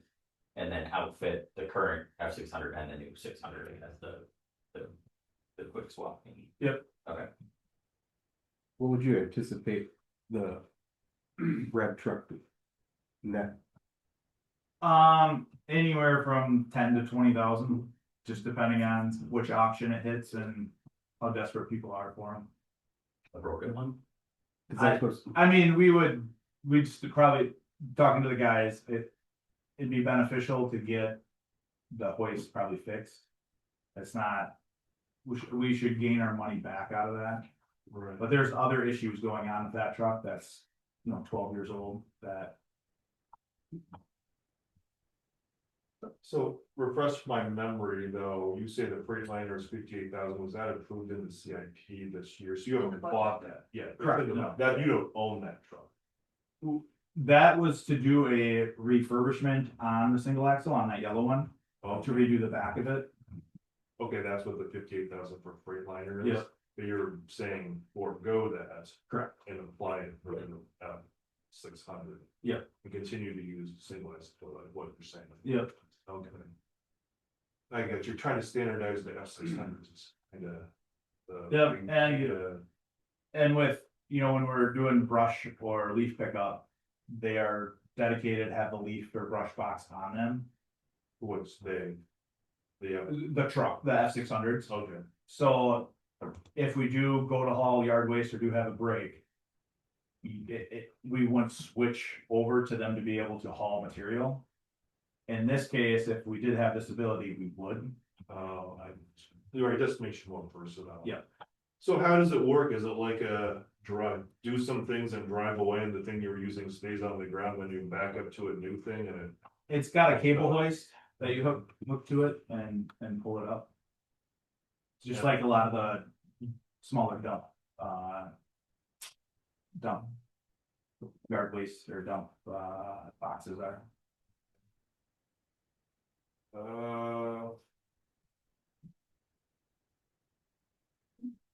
Go ahead, Sarah. What, you said that 2004 single axle. Are you thinking that that was where the 58,000 is going to go into? Yeah. Okay, and you're thinking at some point, we may just get rid of that and then just switch over completely to the F600s? Yeah. Is that right? Okay. And they're good plow trucks and all that, et cetera. Yep, that's I mean, besides the single axle F600s that pushes the most snow, and they'll have a V blade on it, so we can control the snow a little better than the straight blade, the old straight blades.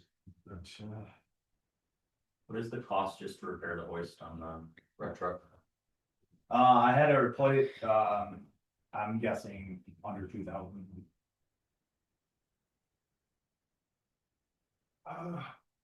This is so you're talking about using the salt, what's it, the salt thing that spray rock salt on the back head. This is just something I've been thinking about for a while. Have you ever considered going to a brine system with salting or? We would not go to a brine system. Okay, why is that? You have to have special, you have special training and you gotta have special containment. I kind of did some searching, Yeah. tanks and all this, if you're gonna mix it, it's just difficult Yeah. unless you're gigantic like Dane County. Yeah, we don't really have what we would need to pre-salt. We can get around our village in a fairly decent amount of time. So that's just over. It has its place. I don't think Crossland was the place for it. Yeah, that was a cool question. Well, it's just a question. Answer. Well, yeah, no, I get it. I mean, I kind of like it. I kind of like the standardization, especially with the different boxes. It proves And interchangeability. the other thing that's nice is that they won't require CDL to operate it. Have you worked with these systems before at all? I have not yet. Black Earth talks pretty highly about theirs so far. You've seen it done though, a demonstration? Go ahead. Okay, you thought it's okay? Oh, yeah, it's one person, 5-6 minutes, and then they can move on to the next task. I got a number of questions. The first one is to the finance director. What are your thoughts on this? Since this is not in the budget. What are your thoughts? I guess I don't really have any. Well, that's disappointing as our final Well, officer. I mean, it's something, you know, the mass department is proposing. I think, what was the change, like an extra 20,000? 143 I'm coming up with. It'd be 143 total, but then with the money put towards it, it could be as much as 71,000 out of extra. Right. So you're neutral on that, right? Is that what you're saying, or? All I'm saying, right, like, we haven't done our borrowing yet this year, so it's not like it needs to come from fund balance, or, so it's just, do you guys wanna spend more than we originally planned? For Okay. trucks this year? All right, thank you. Is this truck and I'm talking about the 2014 550, is that on this replacement on the SIP at all? It was not. Okay, and is there a reason why not?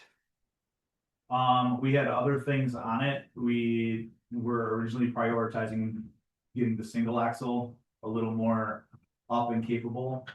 Well, I understand that, but it goes out 5 years. Correct. And So you were okay with the 2014 being here for the next 5 years?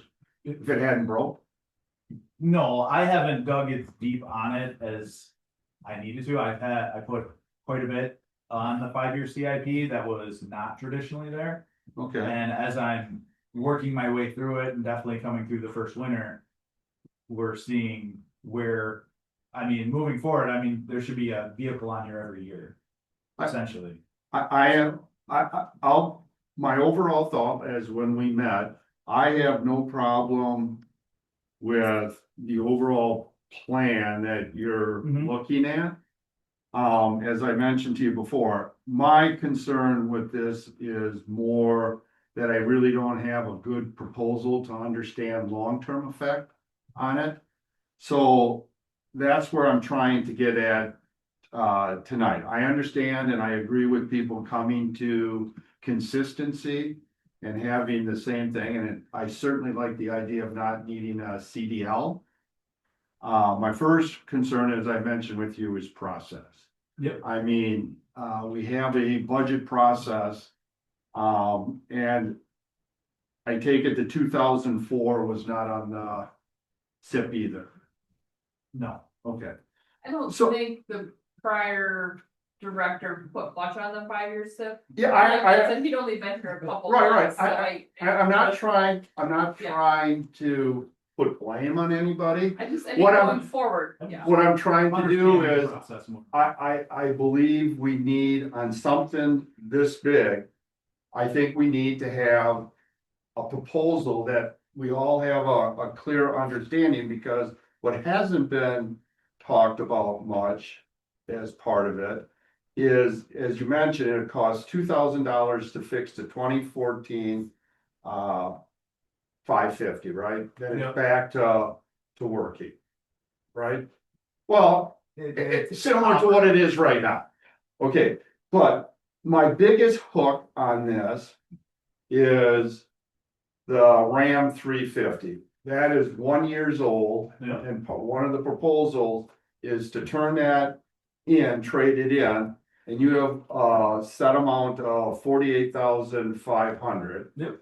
Do you know what we paid for that? I think we paid 67.5 for I it. was saying, we only looked it up, yeah, that sounds right. 67,005. Yep. So we're gonna take, basically pretty close to a $19,000 hit on depreciation of that on a brand new truck, Yep, and right? that's, And I clearly understand when we talked about how that is probably not, because we don't even have a plow blade for it, and so I understand where in your big scheme, it doesn't really fit in very well. And- But as policymakers and in charge of the budget, I'm gonna have to explain to the public why we took a 1 year old truck, and what does it have? Probably 5,000 miles on it, if that. if that. So we're trading in a truck that we just paid 67,500 to get 48,500 on it. So, and it's not that I'm opposed And necessarily. the other way to look at it too is, yes, we might lose a little money now, but if we wait and have a truck sit around that doesn't get used as Right. much, it's gonna depreciate even further. I'm certainly agreeing with that concept. But I believe the board should have reasonable expectations that we know what the long-term plan is, because you also mentioned in there, when you and I talked, I was part of this, I agree that you have a truck that you're not using very much. You have a truck that's old and broken, you trade those in, you get a new truck, we have one less We have, vehicle to gas and maintenance, so there's an efficiency part of that. yep, But then in your comments there, you say when a new development comes in, you're gonna need a new truck. Well, I got a new development coming in after tonight, next year, so am I gonna? This is probably more towards when phase two gets through. I know we're not talking about phase two. Well, But we'll need more salt, we'll need more vehicles, and the 1 ton not having a plow on it. That doesn't help us with either situation then, so. Right, and so this is where I tried to stress that it would be really to have this plan, long-term plan, so we see where things fit into this. Yep. You know, and Yeah, that's that- what's kind of, for me, what is missing. And quite frankly, I don't wanna end up spending money on it and then we're gonna switch to another model. Where we're gonna end up buying another new vehicle. So I need to know that what your plan is. So right now, the idea of getting rid of 2 vehicles, you're gonna have 2 of these. 600s or 600. yeah, 600s, they're very versatile, they can do what everything we need. At some point in the future, I would like to know when that is, we'll be getting a 3rd vehicle, potentially these. We're gonna need to potentially replace the single axle with another 600, we're buying a lot of 600s. Well, And I just, the I other, wanna know what in your thought, how this the, is playing out. the other option for the single axle was to look at getting another tandem with a hook on it that's currently used at the sewer plant. So those, if one goes down, we would have another one, they would share attachments and they would be interchangeable. And then we'd still have a bigger truck, a much bigger truck than the 600s and be more capable and also more versatile, but we'd have 2 of those that would share. And we already have a lot of those boxes and stuff like that, so. And when I looked at the trucks, it seems like the single action or single axle can hold a lot more like boulders and gravel and all that. At least visually, it looks that way. Is that correct? So to go from the 1 ton that holds 1 ton to the 600s that can hold 4 to 5 ton to the single axle that you're about 8 ton. So yeah, two trucks could definitely outdo what a single axle would do. As far as like waiting around at a main break and stuff like that. All right, and if we agreed to trade in the Ram 350, are there enough vehicles for staff to do their work? Yep. Yeah, we still have a couple regular size pickups and things like that. The other thing is, I was gonna throw out that if we didn't wanna get rid of the 3500 now, we could probably take off the second Salter and that would save $14,000. But it's all playing with numbers. So. Well, it is, and that's what I was trying to get the plan, because So, I agree, I'm willing to write off a mistake that we bought a truck that's not one time. Yep. All right, I don't want it to be a repeated process, because we can't afford that. no, I agree. But to do that, for me personally, I need reinsurance to understand your fleet management as we move forward. Yep. And I've heard a lot of ideas here, and I'm not gonna say I'm an expert, but I'm kind of understanding the sizes and the pros and cons of each one. But I guess what I need for you tonight to tell me when you think these next 600 is gonna be on, or when the single axle is gonna be, because they need to be placed into the CIP. Correct. It's not fair for other department heads for us to do budget things in between the budget process. Yeah. That's how it was before we had that process, and there were a lot of hard feelings because it was first come, first served type thing. And I just wanna, and I'm just kind of calling you out on this because I think it's important that we stay. So I know you're new, at your position, but next year that CIP really needs to flow into your long-term plan. Management of your department. Figure 10 years, Huh?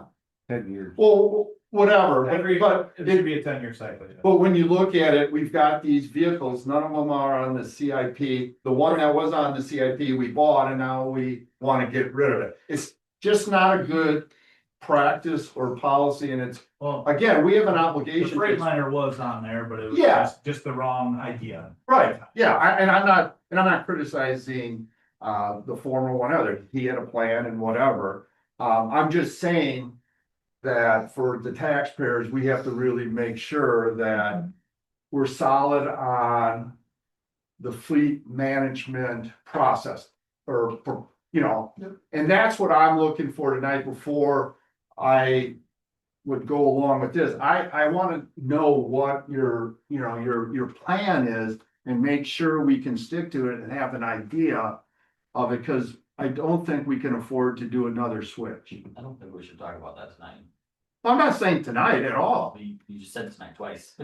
So Well- we're not here tonight. Well, tonight, well, that's Yeah. why I may not vote for it, Oh, okay, because, I would say we should just kick this back formally. I mean, well, no, I'm trying to explain where Sure, my sure. words were, maybe what I'm saying is, before, you know, we make these big moves, I'd like to see something, that's all I'm saying. I agree. I'm not saying tonight we have to, and I know there's the $3,700 lift, but when you look at the 19,000 we're gonna lose in. What year is the current F600? It's 2 years old. Okay, and then the switch and go system that's 19,000. What does that come with? That's just the hoist. So we would take the box that the current F600 has and we can move that on to the switch and go. Okay. So, yeah, that's, My thought is, I think it would be wise to get on like a 5 year, so 5 years and then a 10-year replacement. So one would be yeah, 5 years old. Then once this one's new, then you got 5 years left on this one, and then kind of piggyback that. So you're breaking up the cost. Well, we got, what, 9 vehicles? I mean, there's essentially should be one on every year. Right, no, I'm just saying as far as like the switch and go with the 600 series, like that, I would Yeah. like to see it just as. And Yeah, obviously- but my thought is, thinking long term, in 3 to 5 years, we're gonna need another one. right. So, No, and my big dilemma with this and where I may be able to go with it is, you're right, the loss of depreciation on that 350. To have a brand new truck sitting in there and having minimal use. So here's my other thought, is that something like could Parks and Rec feasibly? Oh, it's a huge truck. I get it, they're only gonna. I know what you're saying. Mike's truck is now over 10 years old. That's what I'm thinking, instead of taking a $20,000 bath, we'd still have a 1-ton truck that's capable for something if they need it in a pinch. Yeah, I mean, that is an idea. Mhm. I'm not, it's just really big. It's really much bigger than, what are they? What does Mike have, a 150? Yeah, he's got a Yeah, half he's ton got versus a 15. 1-ton. So It's not that much bigger. it looks big. I don't know that. What are your other trucks? Then you have just other pickup trucks that are used? You said you had 9 vehicles. That's, we got the maroon one, and then we got 2 white F-250s. And Mike's 1500, and then we got the white van, and then we got the red truck at, that's a 3500, I believe, in the sewer plant. okay. Is the maroon one, is that a diesel or gas? Gas, they're all gas. Besides the single X. What's your thought on what Cody was suggesting, moving that 350 to Mike's car? They don't want to be called Mike's. Well, I know, but just so we all, I mean, there's so many trucks that are, That's The blue one. Probably a little more overkill than what we probably need, and I don't think it'd be a bad idea that if when the blue one gets switched out, that it maybe also gets a plow on it for all these trails that we have now. oh, So that, okay. Cause like the blue one, if you put a plow on that, it's gonna break the control arms. Yeah, you I don't don't wanna, think you. But for some reason, this white one doesn't have it where you can put a plow on it. we just never did I never did the attachment. I think the theory was to have one vehicle kind of dedicated open for the winter. It didn't have a power solder on, and with this new capability, it'd be. So It's just a thought, I mean. No, it was a good idea. I'm sure with grassland restoration, a 1-ton truck would come in handy. Yeah, I just don't know how many miles and how much gas, cause you're gonna put a lot more gas, it's gonna be a lot more costly to operate. I don't know enough about trucks to know. It might be my subject matter expertise, so. twenty 24 Ram doesn't get used. You don't use it. The 3500? Yeah. It does, with the boxes on it, it can only handle about a half a load of brush before the back mud flaps are dragging out. It's continuously overloaded and it's not gonna be And long. it doesn't have a plow on it. No, you're so. Yeah, you're not really, yeah, it's just kind of there, right? Yep, it's good for yard waste for a couple scoops of black dirt.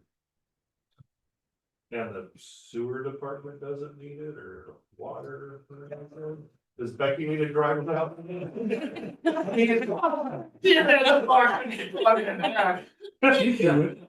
She'd do it, yeah. Use a ladder or something. We to do get have into an that. option not to get rid of it. I mean, I'm not saying we have to. trade No, it, but But see, for that's everything we're getting, it'd be worth putting that money towards it. because something that's gonna be used more. How many Yeah. bucks can you haul with it at the library? Yeah. That's my thing. I think we have one shot on this, you know, I just. So what was, I don't remember, what's the freight line? What were you gonna do with that? Was that? That's big. That you haven't purchased, but you were going to. No, they were just gonna fix it. We The were, 58,000 was just to we were fix we were it. just gonna redo the back of that truck. Oh, we own that truck. We Yeah. own the freight line. Yeah, That's that yellow one. Yeah. the yellow dump truck. I'm sorry, I use Freightliner and single axle interchangeably, but. Oh, that's the. The big dump, the dump truck that we have.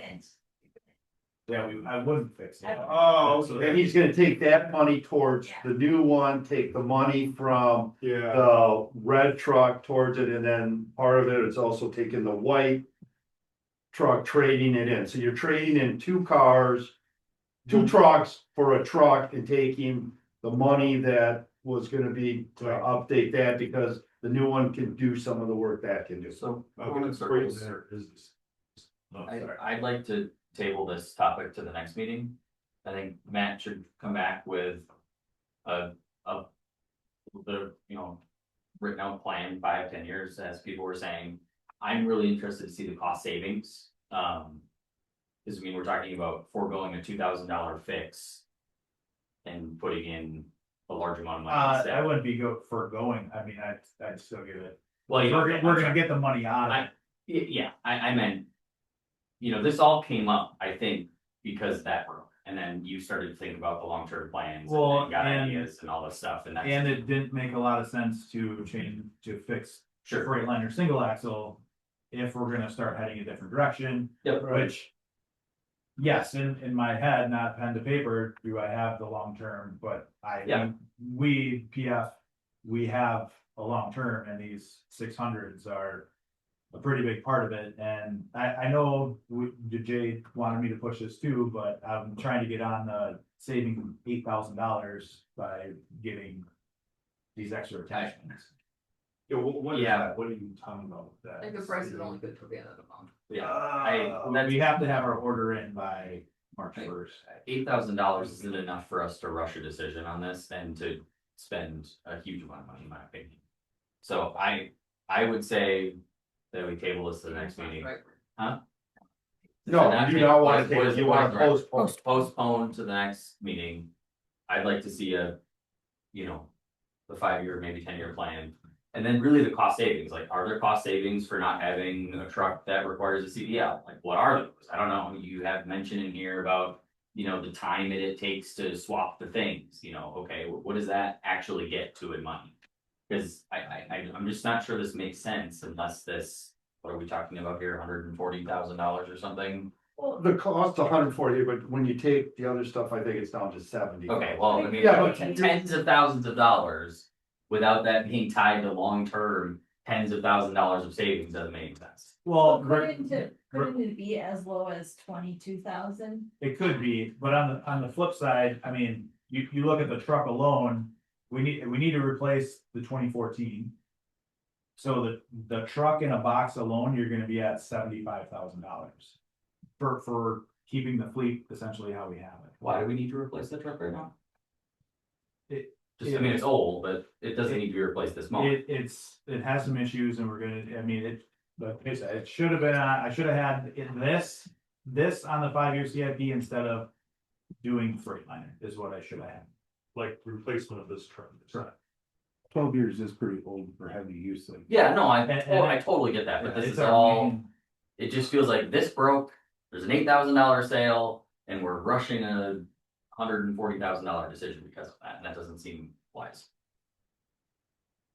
Do you- I certainly Okay, agree with part of it, but the other thing is, I'm still debating on the brand new white truck. well, I, That, again, Hasn't been I'm used thinking, that's the part that we're really, wasting time talking about that, like, well, no, I understand that, but I'm just letting you know yeah. that if that's a factor for me. Oh, it's a factor for me too, but I would like to see, you know, next month, Matt, maybe something a little bit more with the savings, and then if you like. I don't know any details about that truck, I mean, the one they'd be getting. No, the one that they're gonna trade, that they're talking about trade, we're not. 2024. Yeah, the Ram. 2024, we're looking to trade. I thought you that, said yeah. a white truck. I was like, It is white. Yeah, the 2024 Ram is, right? I'm sorry, I don't know. 2021 ton white 3,500. Yeah. All the same thing. See, this is where I know this stuff and it's not. All the same thing is what I'm picking up. Is there another adjective I can throw in there? Ram. Okay, Sarah, go ahead. The way that I was looking at it was, I didn't see it as just the issue of the red truck. I see it as, there's also an issue with the single axle. Because that was the piece that you were going to replace, and I see that there's another issue because the 3,500 is not being utilized. And it's not really, we're not getting our money out of it, so I feel like. I appreciate that he has a vision for streamlining things and getting us into a good system, and so. I do think the $8,000 is substantial when we're talking about, it could potentially be a $22,000 expense right now. Or if we wait, that could turn into $30,000. It's 22,000 expense with a 20,000 loss on a brand new truck that we're trading in. So, But I don't think know if that I buy that. 22,000 includes all the attachments that are needed, right? That includes everything, I yeah. think it does. Everything from above. The whole thing above, it is. It's all this wireless steel dump body cab shield, 11-foot frame salter, Western. I mean, it's the full 143,000, just those 3 red line items subtracted out. Okay, but I'm looking at the top one that has all those. Yep. Okay, so you're saying all of those are included in the total estimate down below? Yeah, so it's included, so to fully deck out a new F600 is 111,000. Okay, To convert the one we have is 33,000. Right, the total in the top table is the top row in the bottom table. Total estimate. And then the total in the second table is the value in the second row. So that last table is kind of like, you know, those first 2 rows are a summary of those first 2 tables. It's just the total. Does that make sense? yeah, Okay. it does. Okay, so then if you're saying where does the 8,000 come off of then? Out of that 22? No, The 8,000 is not in this bid because it's free. It's, right, we don't have to Taking it pay off. for it. what I'm saying is, right, like, let's say next month, we're all like. Sure, we should go forward with this, it's not going to be 22,000 anymore, it's going to be 30. Yeah, these numbers will change. Yeah. Next month. Because we'll need to add in that 3,713, Well, yeah, I've seen the three. Oh, you're doubling that because, because we don't get the free one. We only get one free. so how, so okay, help, We get- see, the 8,000 I didn't see in this anywhere. I'm seeing the 3,730. Sorry, it's in the words as, 11. But, yeah. so we buy the one truck, we get the one 3713. You get that free, yeah. You get, what is it, the lift? That would be what our leaf box is going, Okay, so we get that. So how do you get another one? because we're getting the other 600 redone also. So get when you one free redo truck. it, even the 33,000, they give you another 3,700? When you buy the switch and go system, you get a free flatbed. So because we have to buy the switch and go system. We're getting one for each. So can you buy the switch and go system, outfit the one truck and then delay on buying a new truck? You can, I mean, the new truck is, 4 to 5 months out, whatever that is, but. It kind of only makes sense, I think, if you have two of them that are Yeah. pretty interchangeable, but.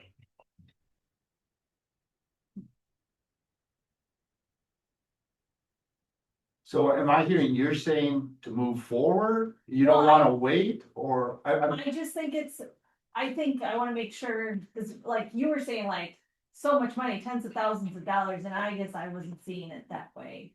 That I was seeing it as it could potentially be a $22,000 additional expense. My concern is if we wait, it gets more expensive. well, that's true, but we're taking a brand new vehicle out of the fleet Yes. and. Again, where my nervous is we do that and then next year we gotta buy another one to replace it. Cause I'm not sure what, Yeah. you know what I'm saying? This So, isn't, I don't think, really accurately reflecting the costs. I mean, this would be like if Eric bought I a new know. car and then No, a year I get later it. is like, I could trade in this car and get another one and it's Yeah, only I gonna get cost us 10,000. But you've lost a lot on the Yeah. depreciation that isn't being accounted for in the Right. It's cost. almost like a high dollar lease right now. Get that, but we're also not getting the full value of it right now. correct, Correct. and that's my big dilemma too. And- I'm with you on that. You know, I don't know, again, this would be where it'd be nice to have a more holistic plan. Because then like have we even explored other places we could use it? I mean, we kicked around some ideas like could be mic truck and stuff. I mean, obviously maybe not, but like, it doesn't have a plow on it. Why? Can it have a plow? Like, these are all things that I feel like trying to hash it out in this meeting is just gonna take a lot of time and it would be better to take a step back and just have a more better outline of everything. So we're not wasting time Or all trying to understand this at the same time. What is the deadline for the deal? March 1st it ends, so. and April 1st. So that's Friday. And then they'll start another deal the next month. I mean, it's a sales. Maybe. It's $8,000. It's not. I'm that shocked they're much. giving the 48.5 for the used one. What's that? I'm shocked they're giving 48.5 for the used one. It's really spanking new.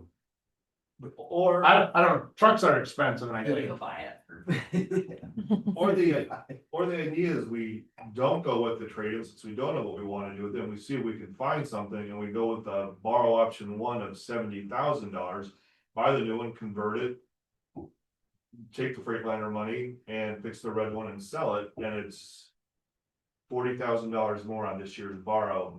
And we then have two 600 trucks is basically, and if we wanna ask him to do an analysis with time saving. I think we're gonna end up with the same dollar amount, but he's just gonna prove. How are you getting 40,000? Maybe 70. It's, 70, I meant 70. Oh, I'm sorry, I said 40, I meant 70, I meant 70,000. So what's your plan with the white truck? The Ram 350? Well, we don't have a plan with it, that's what I'm saying, well, let's just wait, and if in 3 months we don't have a plan, then we trade it in then, and we just put that. Traded in for what? Right. Is this a trade-in value? Yeah. So what are we trading that in, for the F600? Yeah, Oh, I didn't know that. And we won't have. them. Oh, it's a trade. it's a trade-in to bring that price down. Okay, that I know. Is this on, your number here, is that a state contract? Yeah. It's off the state contract. That's what they're doing in the trade. I'm gonna make a motion to postpone topic 6 to the next board meeting. Okay. All right, do I have a second? I'll second. This, I got a motion and a second to postpone. Discussion. Not doing this, how does it affect your ability to work? I mean, this would have been really helpful the last few weeks with all the main breaks we had, but, How so? well, we would have spent less time hauling and paying the people that bring us gravel less money. Cause you would have been doing, you would have been able to do it. But you're not gonna get the truck for 4 or 5 months at the most. It's not like. Yeah, but I asked them if Yeah. this would have been implemented now, Right. would it? But that's where I think where Cameron and kind of I talked to both of them on the same thing is having a clear understanding on where we're going with this plan and how it's beneficial and effective for the village. And I guess, a 1 month delay besides potentially losing that, and again, we were in the same boat with the software going to the cloud. We were able to still negotiate or push that, again, Better deal. huh? We got a better deal waiting. I know we did. So I think it's worth a phone call and say, hey, you know, here's the process. I can let you know by, what's our meeting in March, 23rd? Yes. March 23rd, can you extend that deal to March 23rd? Like Cameron said, what's the next sale? Well, Yeah. Yeah, Next month. it's- I think it's important, and again, I hate that this has fallen on you, but you are the director and you're coming up with. Sounds like a really solid plan. It's just that we need more numbers, especially in my opinion, just from the principle of it, that you, on something this So big. what numbers do you want? 'Cause Well, I would like to see a better, a little bit more organized plan, right, longer term. All the trucks you have, what do you plan on doing, and then, and really zooming in on this one, I don't see the cost savings. You're asking for, I mean, extensively, let's pretend we trade in at 2024. You're asking for $22,000. What is that getting the village? I mean, I read all the stuff, I understand, there's ease, I understand there's convenience, I understand there's flexibility. Tie that to some money. Okay. Here, since I did something like this with the leaf pickup on it, we kept track of, one, you just mentioned that you could save money on main brakes. Okay, kind of figure out what that would be, just an estimate, Yeah, that's how many what- main brakes are, right? my- And then you said in there, you have a CDL drivers. yep, If you have see, 0 cars that are, you know, in the future, does that mean there's a lower salary thing, you know? well, It's easier to find. There's a lot of, maybe not, I don't know, I don't know, this is what. we also mentioned where it's 2 guys, I don't remember, 2 guys, a couple hours. Yeah. couple hours Man. versus 1 person, 5 minutes. That's an easy calculation to do. I don't know how many times, I could do the math right here for you, but I don't know how many times Well, I you don't know. switch out the pieces. I'd have to take an average of mean. Yes. Oh, absolutely, absolutely. You see where we're, Yeah, but it could be 0 and it could be 20. You get but it, you that's take a the- guess, put an average, I mean, this is just like if I'm going to my boss at work and saying, hey, I need this $22,000 offer. He's gonna laugh at me if I don't provide him what the hell that's doing and the cost savings or the things that, you know, the new customers, whatever. We have to have more than just this, I think, at least in my opinion, maybe others feel differently, but that's why I voted to postpone it. I'd like to see you, like, you guys actually hands-on with switch and go stuff too. Like, I wouldn't be opposed to you taking the freight line money and switching the one truck over to switch and go, so you have some time to use it. Like, I would be hugely in favor of that. Versus dedicating 2 trucks, a lot of money towards it. You don't know for certain. I know Black Earth said they like it. well, that's actually what you're doing. That's kind of like a compromise. You would take part of this and do it now, To the one truck. truck, and then the new one we would do. Well, that's not actually too bad of an idea. That, It's not? it is, but the problem is that doesn't fix the issue we kind of have now, is that. Well, you're gonna fix, you told us you're gonna fix the current truck right now, right? Correct, yes. So But for 1 there's month, all- that's gonna be a problem? well, we're not gonna get this switched over in 1 month. Well, I guess if you do what Cody is suggesting, you're gonna get it 1 month sooner than Yeah. what, right? Yeah, yeah, I get it. So what's, it's 33,000, right? To do that truck would be 32,000. Yeah, and then you would get the $3,700, right? Yep, we'd get the free frame. So now we're cutting our potential loss in half. You get the truck done anyways, Yep. and you're gonna fix it. That, I think that's a really good compromise, and you have the money. Yeah. And I wouldn't think, I don't think we need to, well, I guess we'd have to read that policy, but I think you'd be able to do that. What are people's thoughts on that? I think if the long-term goal is we're not gonna do the Freightliner. Well, for 60 grand, what were they gonna do to it? It'd have a new hoist, redo the plow and a new bed. Like blast the body, replace the bed? Replace it. How long will it last? As it's, The single axle? yeah.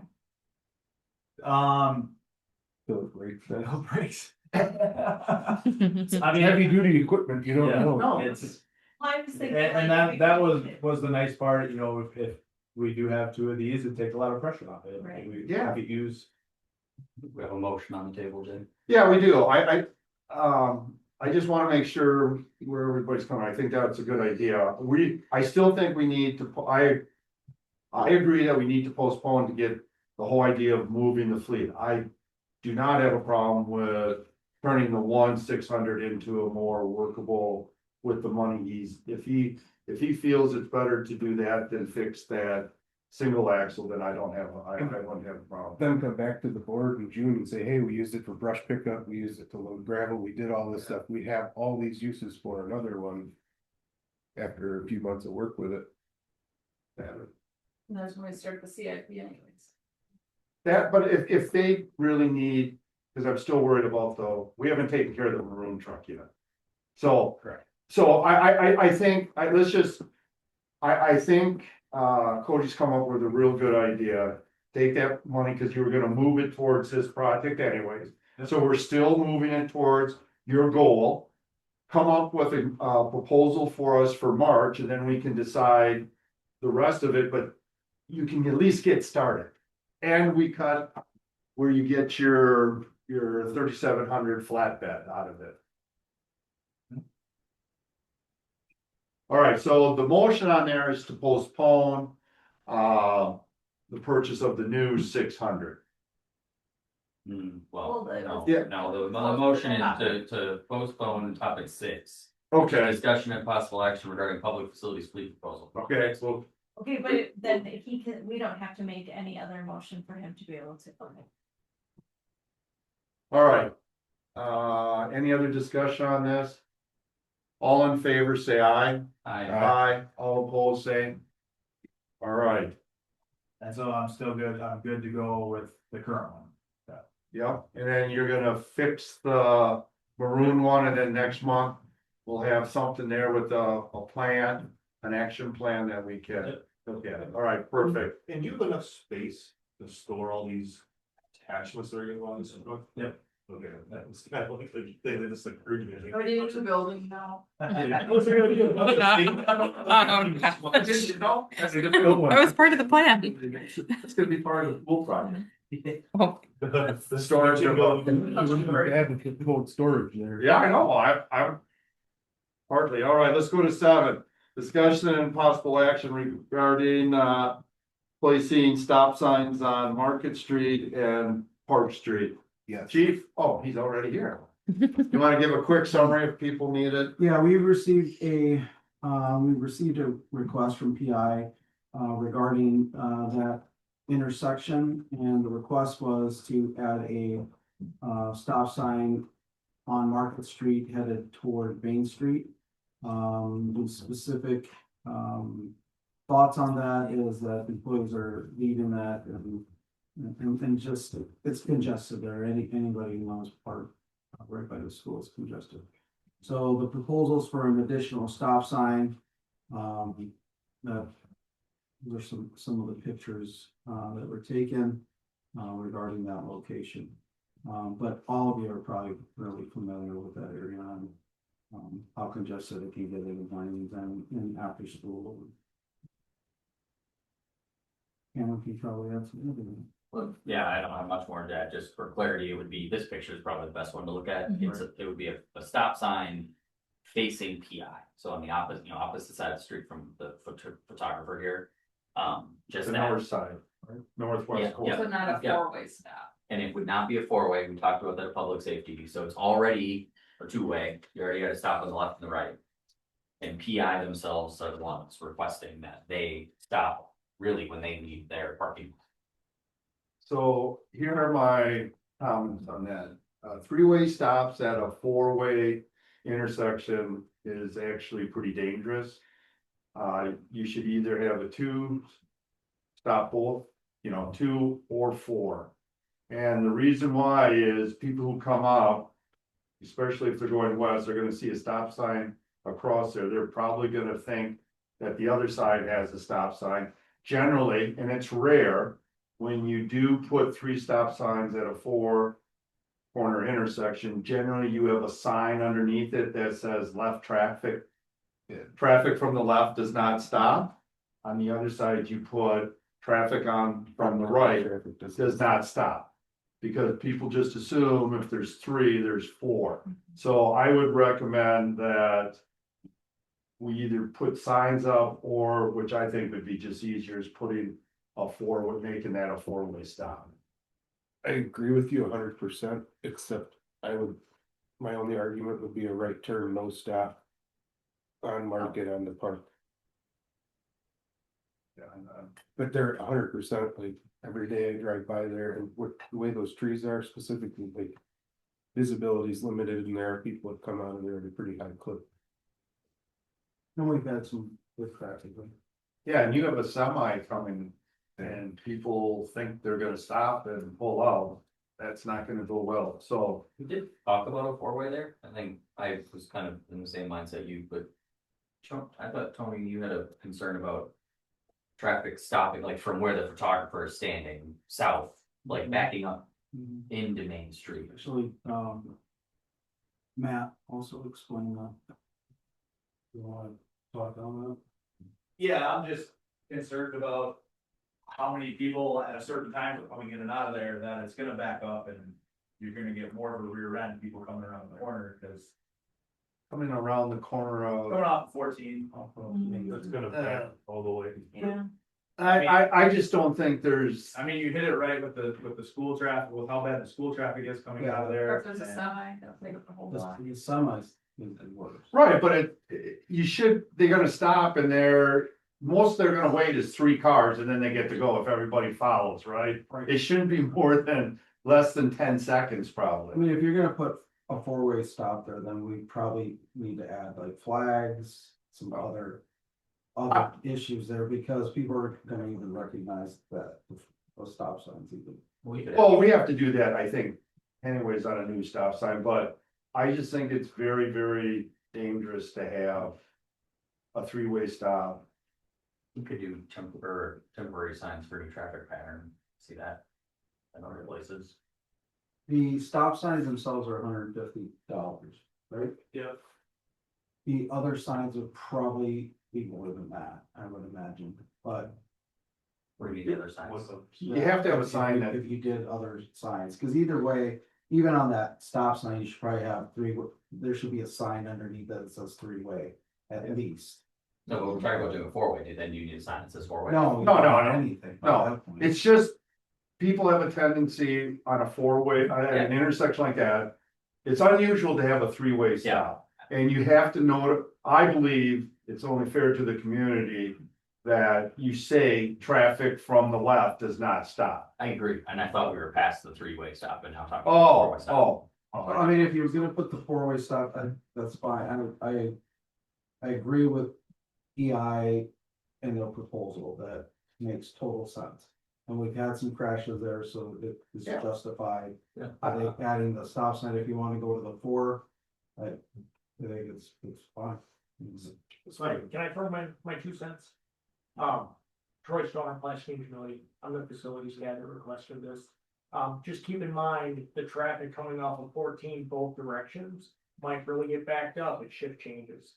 3 days a week or 3 times a day, you're gonna have 100 and up to 150 during the day in the morning at between, at 5:30 or 6. We have 200 people going. Well, aren't you having the same backup when they leave? Likely, yeah, but they'll be stopping there and not going back into 14. Yeah, but And that's then, way if, I understand. if you guys, if you would allow it, PI would donate the extra money for the signs for the 3-way. If that's an issue.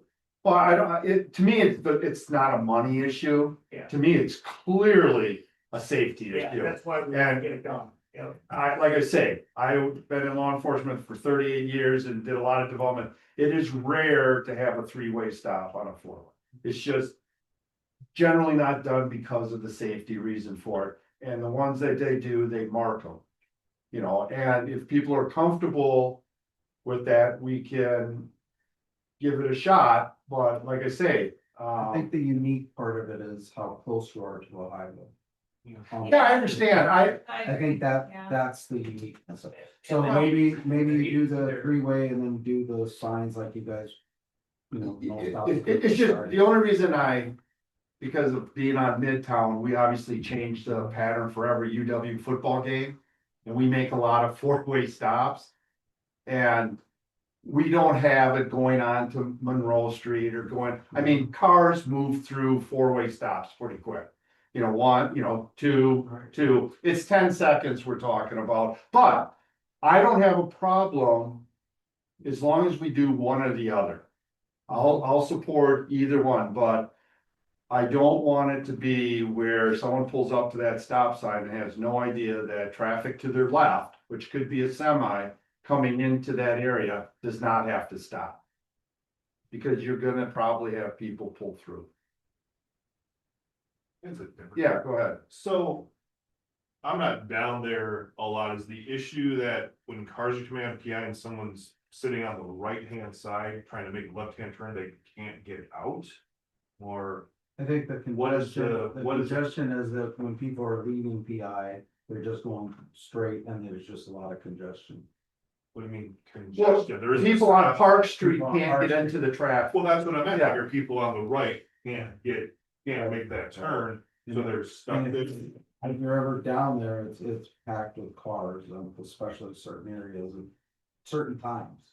A lot of people leaving during school drop off too, and school pickup, so you're really, there's a lot of cars coming out of the parking lot, and then you have parents Buses. picking up and buses at that same intersection. So by placing the stop sign where you're saying, you're gonna allow those cars to get out. Right, It'll be an they're alternator gonna thing take coming turns. out of there. Except for they gotta know that the traffic from the left will not be stopping. They have the right of way. That's why I think what Jay is saying, and just simplify it all if you did 4-way, because Yeah, then all 4 ways are stopping, right? But So just alternate. In the corner of that yard too, when it's nice out, and there's foliage on those bushes, there's limited visibility too, right? looking. Yeah, I think, like I say, I think it's a good idea to have stop signs. I'm not opposed to that because you're right.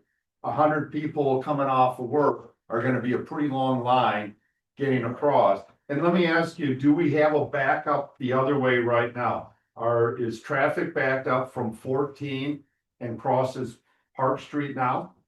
No, not right now. Okay, so that's the same amount of people going this direction is not being backed up into Park. Park Street's the one that gets congested. Park Streets. Yeah, I understand Park, but the concern that I'm hearing is that everybody's worried from Park Street, it'll back up into Highway 14, but it's not backing up from Highway 14 to Park Street, and you would think it's the same number of cars. There's no, But because it's not, It gets back up, across Park Street? pretty close sometimes.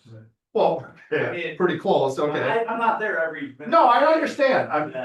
It's a very high volume at a Yes. certain time. Well, I know when school lets out, and I'm sure when your shifts let out, it is busy. But the question is, we have lots of time, and I guess people who have been there, no one has actually seen when people have been leaving PI, that has been backed up from 14 across Park Street. I believe it does. Does it? Yes. Okay. I believe that, yeah, it's the left turn also. On 14. We'll shoot down, park a couple blocks too, and then come over and go up. Yeah. I mean, during, school times, we've even made it where we're directing parents not to turn on Center. To go down a couple blocks and, Right. And people still come down Center, they still do it, but we direct them like, hey, go around, so it's not so congested. You can't come off that stop sign. Right. It's literally bumper. The school Right. sends out an official thing every beginning of the year Yeah. that says, They don't don't- walk down Center. Every parent gives their email on it. Right, and we sit there too, I mean, we can't enforce it. No, I understand that That's there's what not my much we can do about when school gets out with 9 or, 300 kids, it's gonna be congested there, and it's like that at every school. It's congested for about 10 to 12 minutes. Right. But anyways, let's get back on. So what are people's feeling? I'm fine with the four-way as long as coming from, it's a right turn, no stop. If you're gonna put signage, additional signage. No, it's a 4-way. What he's saying is to help clear out the concerns that people have, if you're turning right to go to Parks, onto Park, you don't have to stop, so that should keep traffic flowing. It used to be that on Finnis Street. Yeah, you still would have four ways, just would be, we would be allowed to not stop if you're turning. Right. Usually when people, there's like a separate turn lane then, like it's. They didn't do actually- that on Finnis. Yeah, I don't know what you're talking about. Yeah, Brewery and Finnis Not used to be. before that.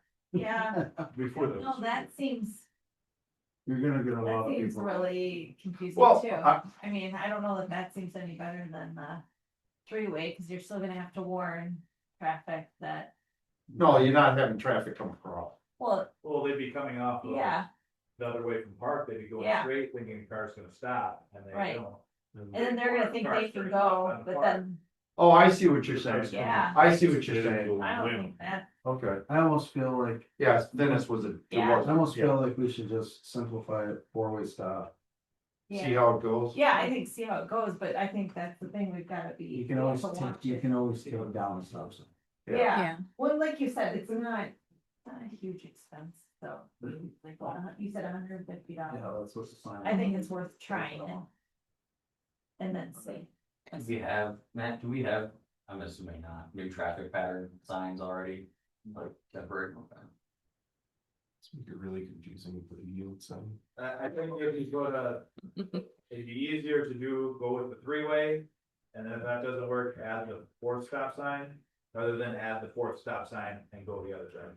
Well, the only thing is, if we do the 3, I'm gonna insist that we have And that's fine. those warning signs. Yeah. I, I guess that's the decision we use. Easiest four-way, right? The other one, it's still gonna require some traffic pattern changes. Because people are still, they're gonna have to get used to that whole. but I think what Matt is saying, it's easier to go with a 3-way with notices versus, and then if that doesn't work, go to a 4th sign versus having the 4th stop sign. And then taking that away. But the three-way, it really will only be a change mainly for PI employees, right? It is. But I mean, for the, although you're saying, okay, I see what you're saying. See, when you come this way, you're gonna see them all stopping there, you're Yeah. gonna assume that That's they're the stopping. I get that. Yeah, and then you just go and you get Yeah. T-boned. Right, four-way stop. And currently, they're used to that, they're used to traffic not stops. Right. Where if you put the stop sign and take it away, it's gonna, then they're gonna expect them to stop. Oh, right. Oh, yes, okay. And then if that's the 14, you take it away, Yeah, now I they. agree, now that's a big problem. Yeah. Okay, Can I make a motion to just make it a four-way stop and then see how it goes and adjust if needed? now let's see, but I thought they just made a really good point that if you start with the three-way and see how that goes, that's a lot safer to shift to four versus if we do four and say, oh, that's terrible, and we take away the stop sign. Well, but the only difference is, how you gonna tell if it works or not, if you do the three-way and someone gets I know. crushed versus Although. backing out to the highway. Well, the four-way, we can think about the other issue though, it's the same with the four-way, that there could be an accident caused that route, Highway 14. right? I'm still trying, that part I'm not really understanding. Cause you're backing Because up into if it. you're turning left and there's no room for you to turn left, you're not gonna turn left. People who live in Madison's do that every day. If a vehicle is turning right off of Highway 14 and there's a vehicle behind them in a straight through lane. They're not gonna expect them to stop in the middle of the intersection. They're not expecting that on Highway 14. The right lane is. But you're at- the right lane and the right Aren't- turn lane. Yeah. Okay, aren't we at the stop and go light? Yeah, but if it's green, it's. I just don't know. Is there a turn lane on that side or? is No, it- it's a left turn. A left turn? You do not want cars getting back. No, that's gonna be a bigger accident than this. Should we bring it back to public safety? No, I think you're here. Yeah, we should make, no, we gotta make a call on this one way or the other. Well, I Four-way was gonna stop. say, Yeah. like, should we ask Seth? Oh, yeah. Cause I mean, all of us are sitting here. Yeah, but he's gonna Yes. need data. And That's that, true. That's you know, true. if we had one of those, tube things. Right. That's what we used. You know, you put that tube across and it counts the cars Yeah. and tells you at what time the cars Yeah. come across and. I think PI deserves a decision right now. Yeah, I think so too.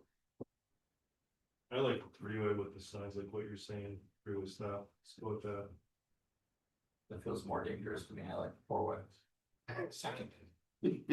Wow. I just. And I'm neutral on it, to be honest with you. Just.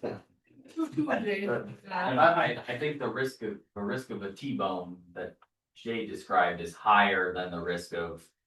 You know, if you're backed up into the light and there's the green light and someone isn't slowing down when they're by the light because the person in front of them isn't turning right like that.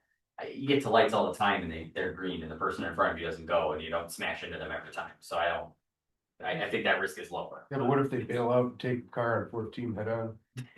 It might be a numbers game though, because in the morning you have a lot of people driving on Highway 14. And I'm talking specifically coming from Quick Trip and, you know, heading west and turning right speeds. is you have higher speeds, you have lots of people dropping off in the morning. On top of it, you have 150 PI employees going in at the same time.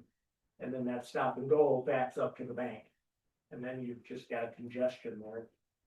Again, this is theory, right? I don't have any data to prove it, but that's my biggest concern. I'd also just rather put the risk over there instead of by the school. I mean, I don't know. I mean, someone picks up their kid and gets T-bone there because we changed it to a three-way. I All right, feel let's put a terrible. stoplight in.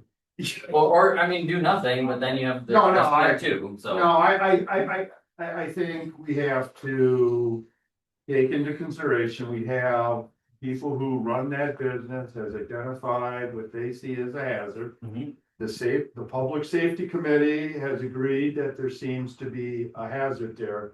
So I think we need to take action. What we have is two options. And both of them have pros and cons to them. So that's kind of where we are and I'm trying to. I know two have four-way and I know one doesn't. I don't, I'm a three-way, you're a three-way? yeah. So then it'll be, if we do that, it'll be up to me on what we, right, is if I'm hearing everybody. I'm going to. What was the motion? There's. Oh, there is. Yeah, there is. I made a motion for There a is. four-way stop. Did someone second Oh, it? is that- No one seconded Yeah, it. so it Oh, died. I said someone seconded it. Okay. Motion's still on the table. No, I just So it seconded it. died. Huh? I just seconded it. Did you I make a make a motion? motion to put in a four-way stop. I second. All right. All right, any discussion? Let's do a roll call vote. Trustee Brad, Yes. trustee Borcar, No, trustee Paul Mikowski, No. trustee Borcar, Yes, president Lightfoot. get to use your presidential power. Oh, man. I am going to say no.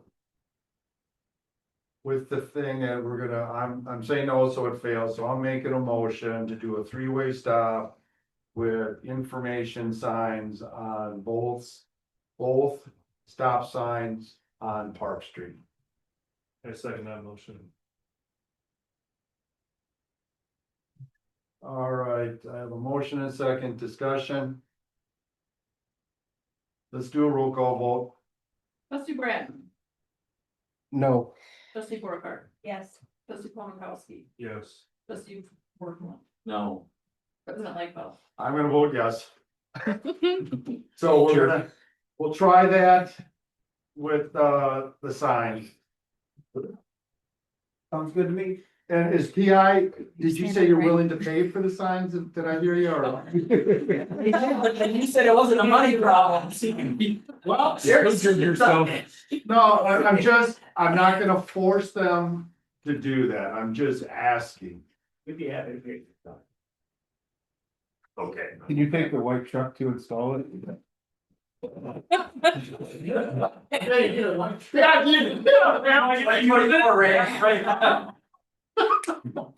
All right, Gosh. thank you. Can we send communication to parks so that you can send out information to their families? To make them aware of this trafficking? Yeah, once that sign gets up, that's a really good idea. No, before the sign gets up, I Yes. think. Well, and if it gets up this summer, then it probably doesn't matter. I don't know. Well, yeah, you gotta give them some notice, obviously, but. Yeah. Okay, I can send an email. I can send I'll out- let you know when the sign comes in. I'll just let them know that passed and that the sign's gonna be going. all right, and the stop sign has to go up at the same time those informational signs are. Okay. Yeah. All right, number 8, discussion and possible action regarding the school resource officer program agreement by and between the Village of Cross Plains and the Middleton Cross Plains School District for 2026-2027. There was no changes, the only thing was date, everything looked good.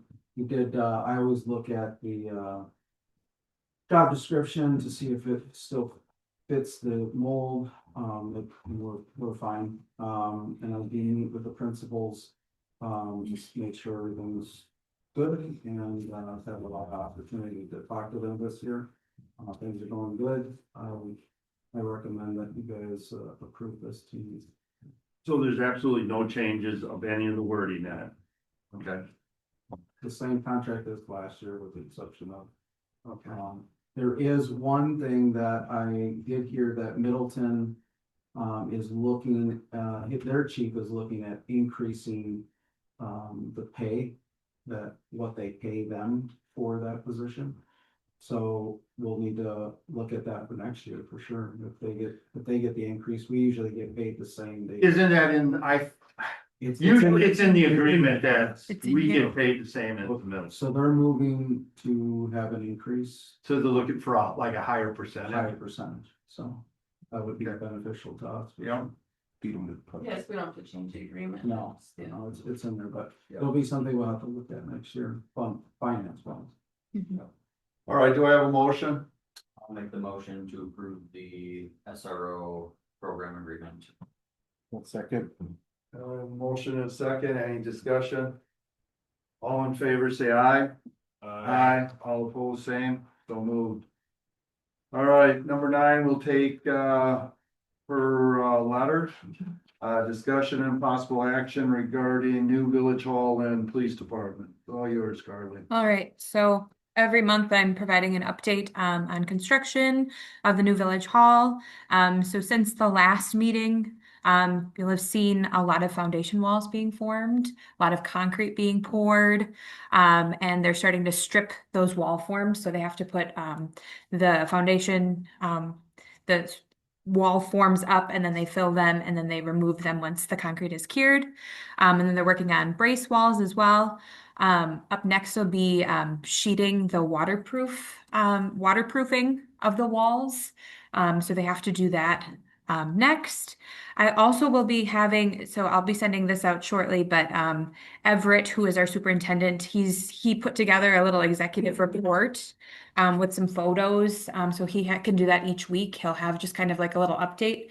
So I'll send that out to trustees and to department heads, and we'll probably post it on the website and share on social media so the public can see the progress of the new building. So that's kind of just construction update as far as furniture and all of the other things. So there are quotes being prepared for furniture. One of them, well, probably both of them will be presented at the March meeting because one of them their furniture vendor has a price increase effective April 1. So if we were to order our furniture, or we could get locked in at a lower price. So there'll be more to come on that, but we wouldn't have to store the furniture or anything. It would just be, we would be locked in at a lower price. And then as far as cameras, key card access, and all of the technology needs, we had a very productive meeting last week with Wold, and then our technology folks, the IT from Village Hall and police were all on the call and talking about the needs for the IT closets and all kinds of good things like that. So they're adding the detail to the RFP for that. And then there's also several quotes being looked at for police lockers as well. So continuing to make progress there. We also, if you didn't know, we were awarded the WEDC Vibrant Spaces grant. So that was the resolution that you all agreed to last month.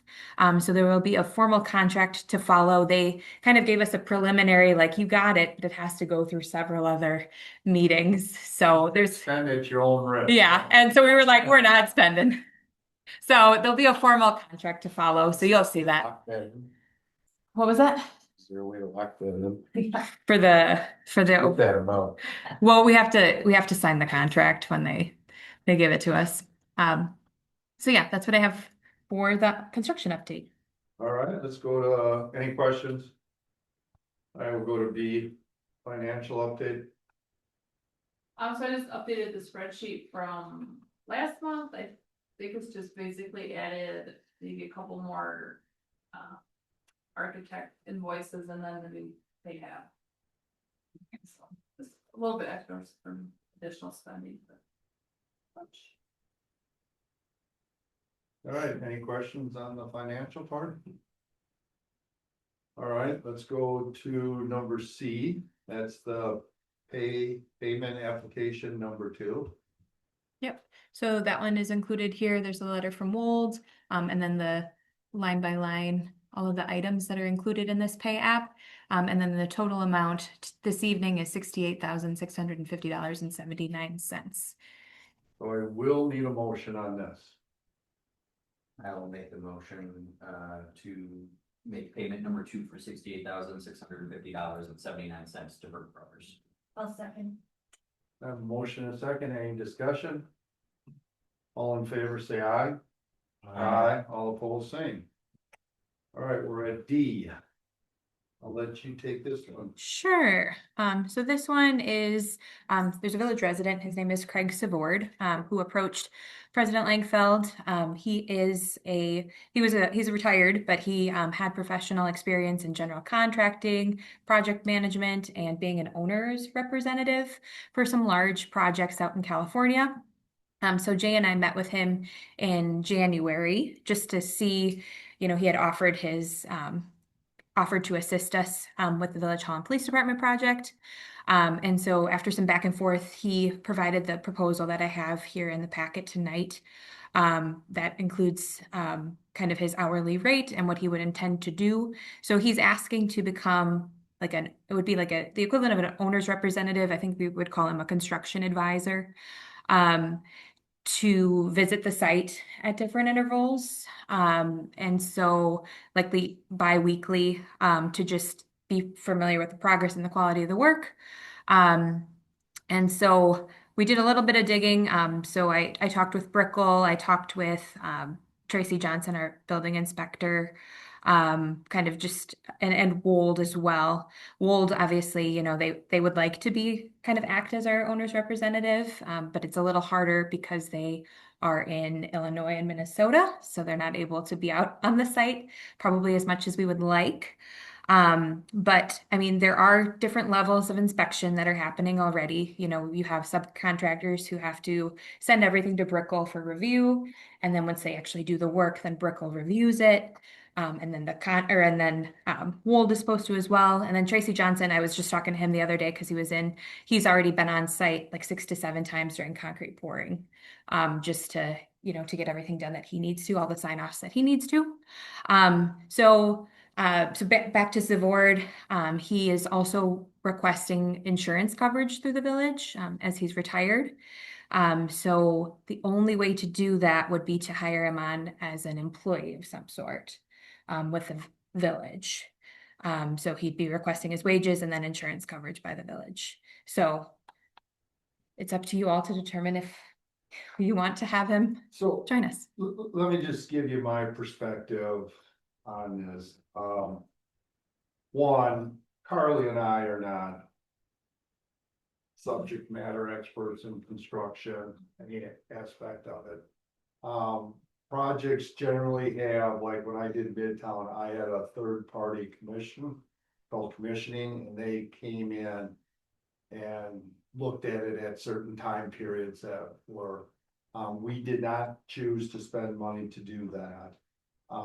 The other thing that, you have is a third party representative who spends a lot of time just as your advocate, making sure things are done what they feel is right. And what that does, it helps get someone that's not tied to the project. Obviously, the construction company and the architect, you know, they're kind of gonna protect themselves, right? I mean, that's just natural. So while it is true that we have the inspector, our inspector do that, and we are paying for that. I guess the construction company probably is.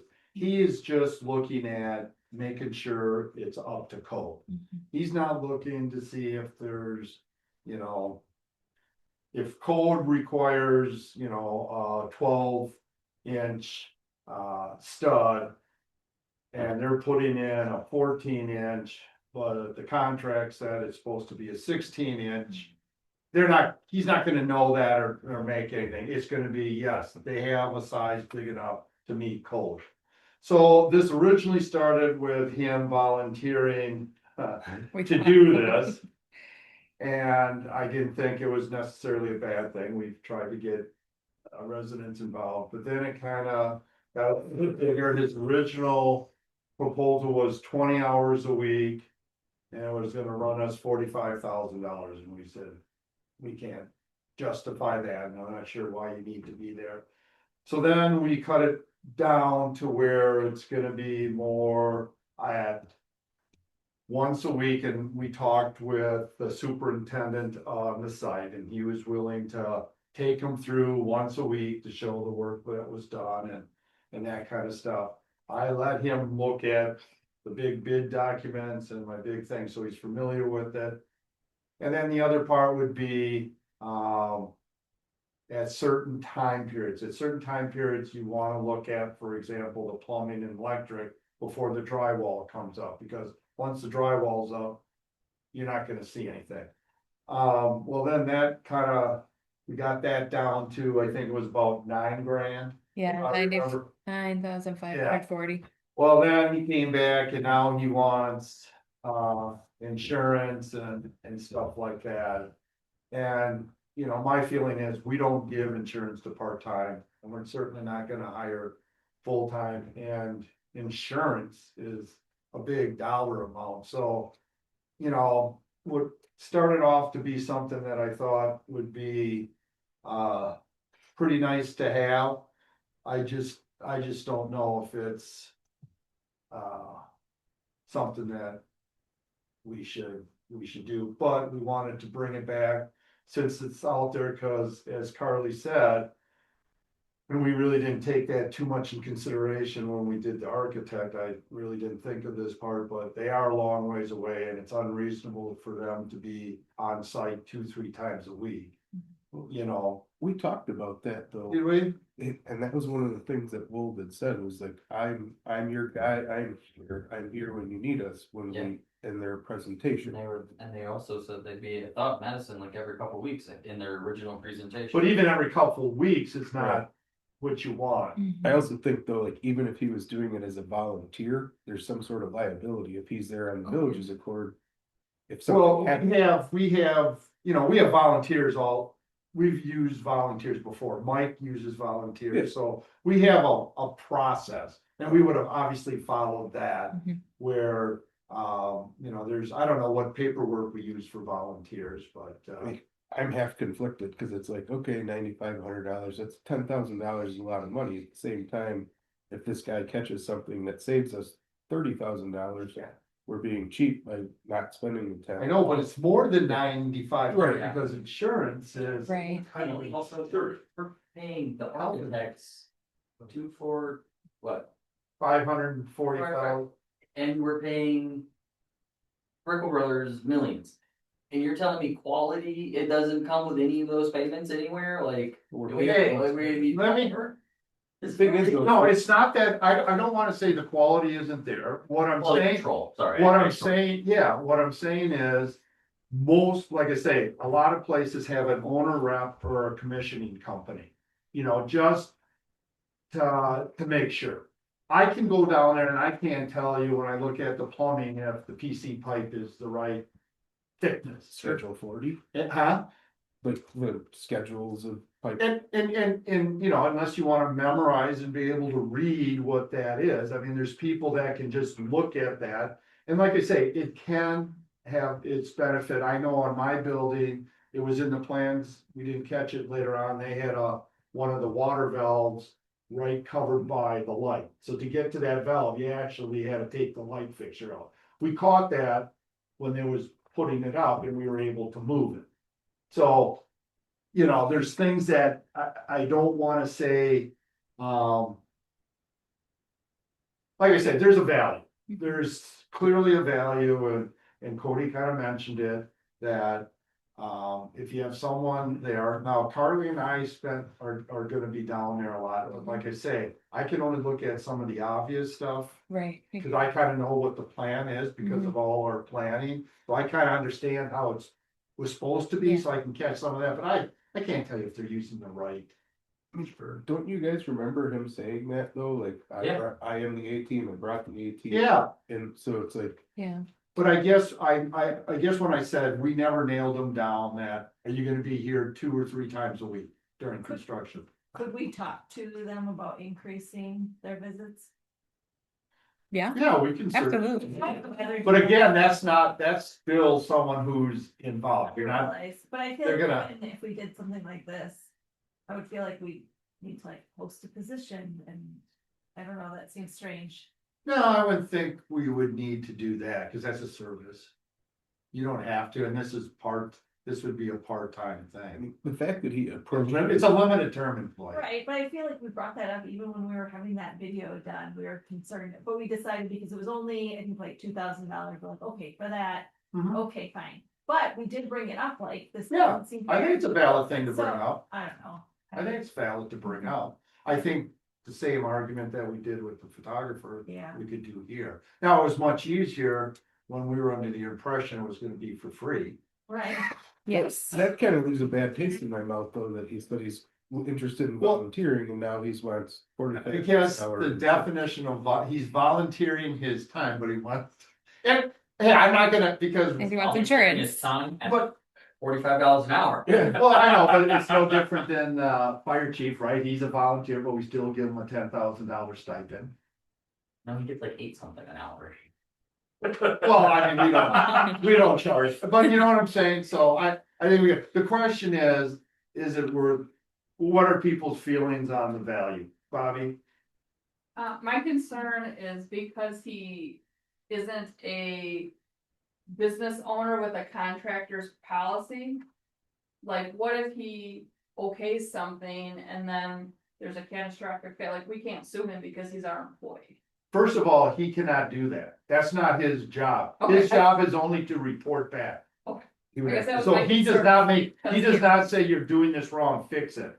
He comes to us and say, hey, I was down there, it looks like they're not using the same, the correct piping for this. And then we would go down and talk with the superintendent and bring the architect in and work it out that way.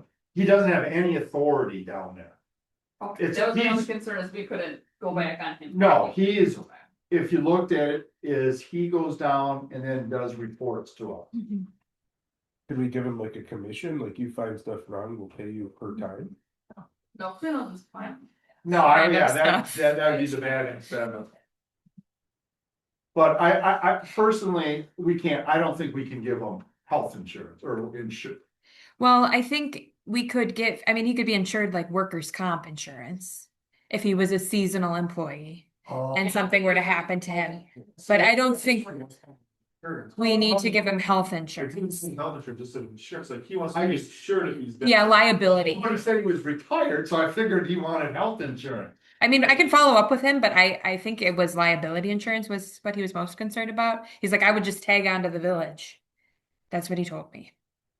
So, Like. You'd have to hire him as an employee and then he falls under the workman's comp. Right? right. Yeah. That's the only way we could do I it. didn't know that. I thought he was looking for health insurance.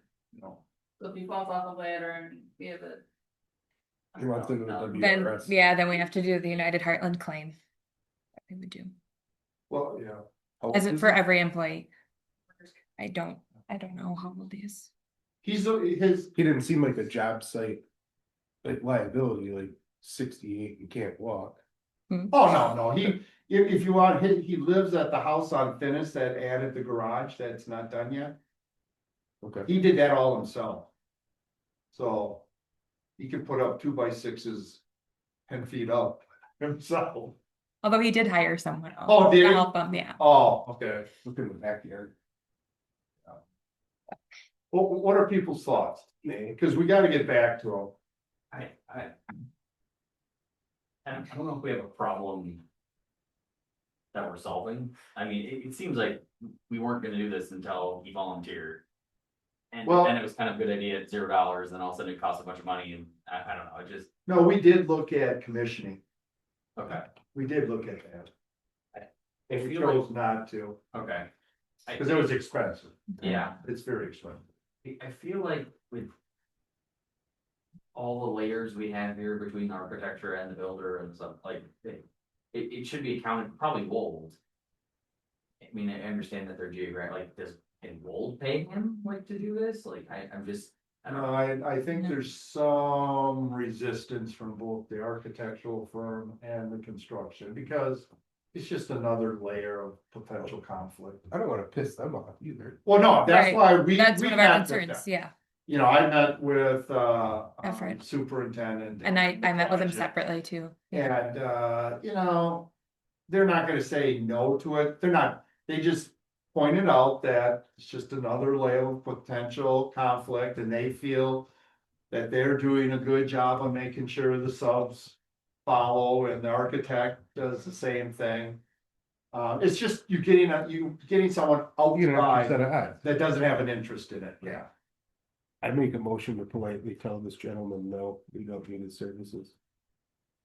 All right, I don't know if we need a motion. Yeah, so I don't think we need to. I don't think just so. pass This it. is under just discussion, because we would have to bring an agreement or something Right. back here for this to happen. Mhm. I mean, we're not gonna just give verbal. Yeah. It would have. Yeah, there'd have to be some sort of agreement. Yeah, contract, Yeah.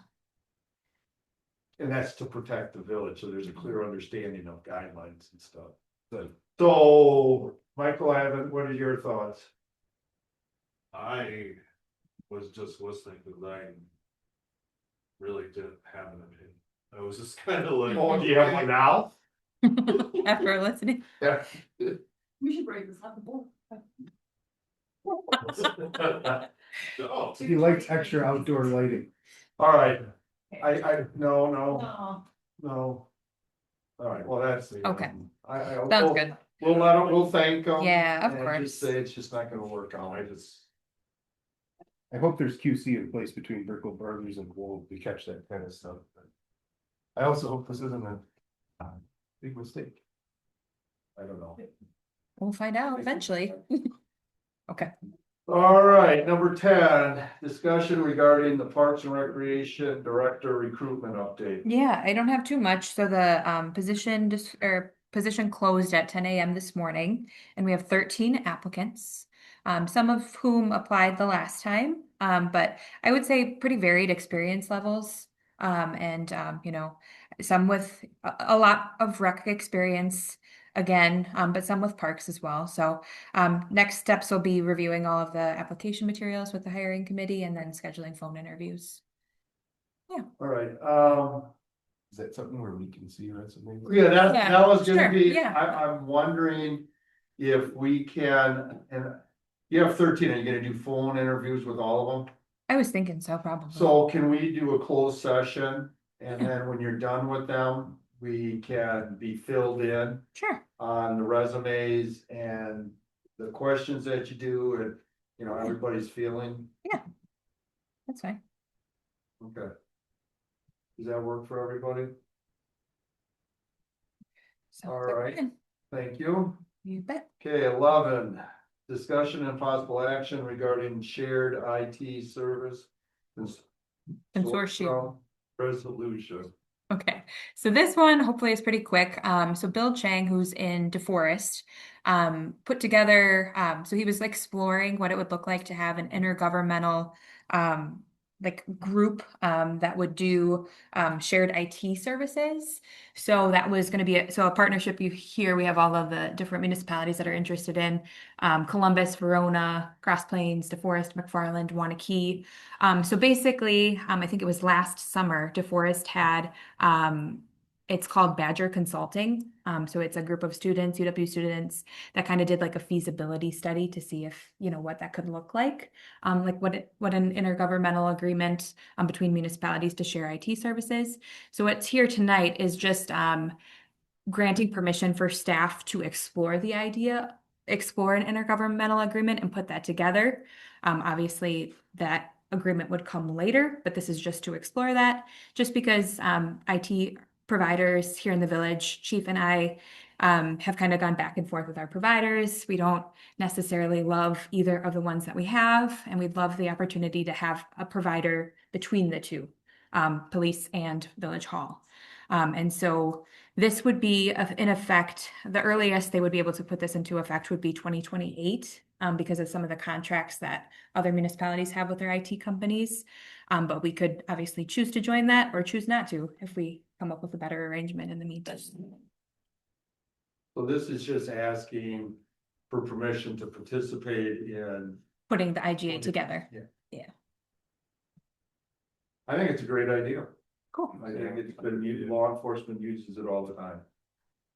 Details, but they're obviously it's way too early, but as long as we're not signing anything until we do, because I'd be curious about, data residency and, how, is it just, we're all pooling money and some group of people will send people to help us, or is there a shared data center we're using with our software? Way too early for Right. details, Yeah. but let's get it. I'm happy to Yeah, move this forward. generally, and happy to explore that. what hopefully is you get a better bid if you have A bunch of people. a bunch of people, and then the big question is how you break that up. Yeah, Some hopefully can be by time and population, material and- Yeah, because yeah. then we'd be the smallest, Addition, that could you be know? Pretty sweet deal.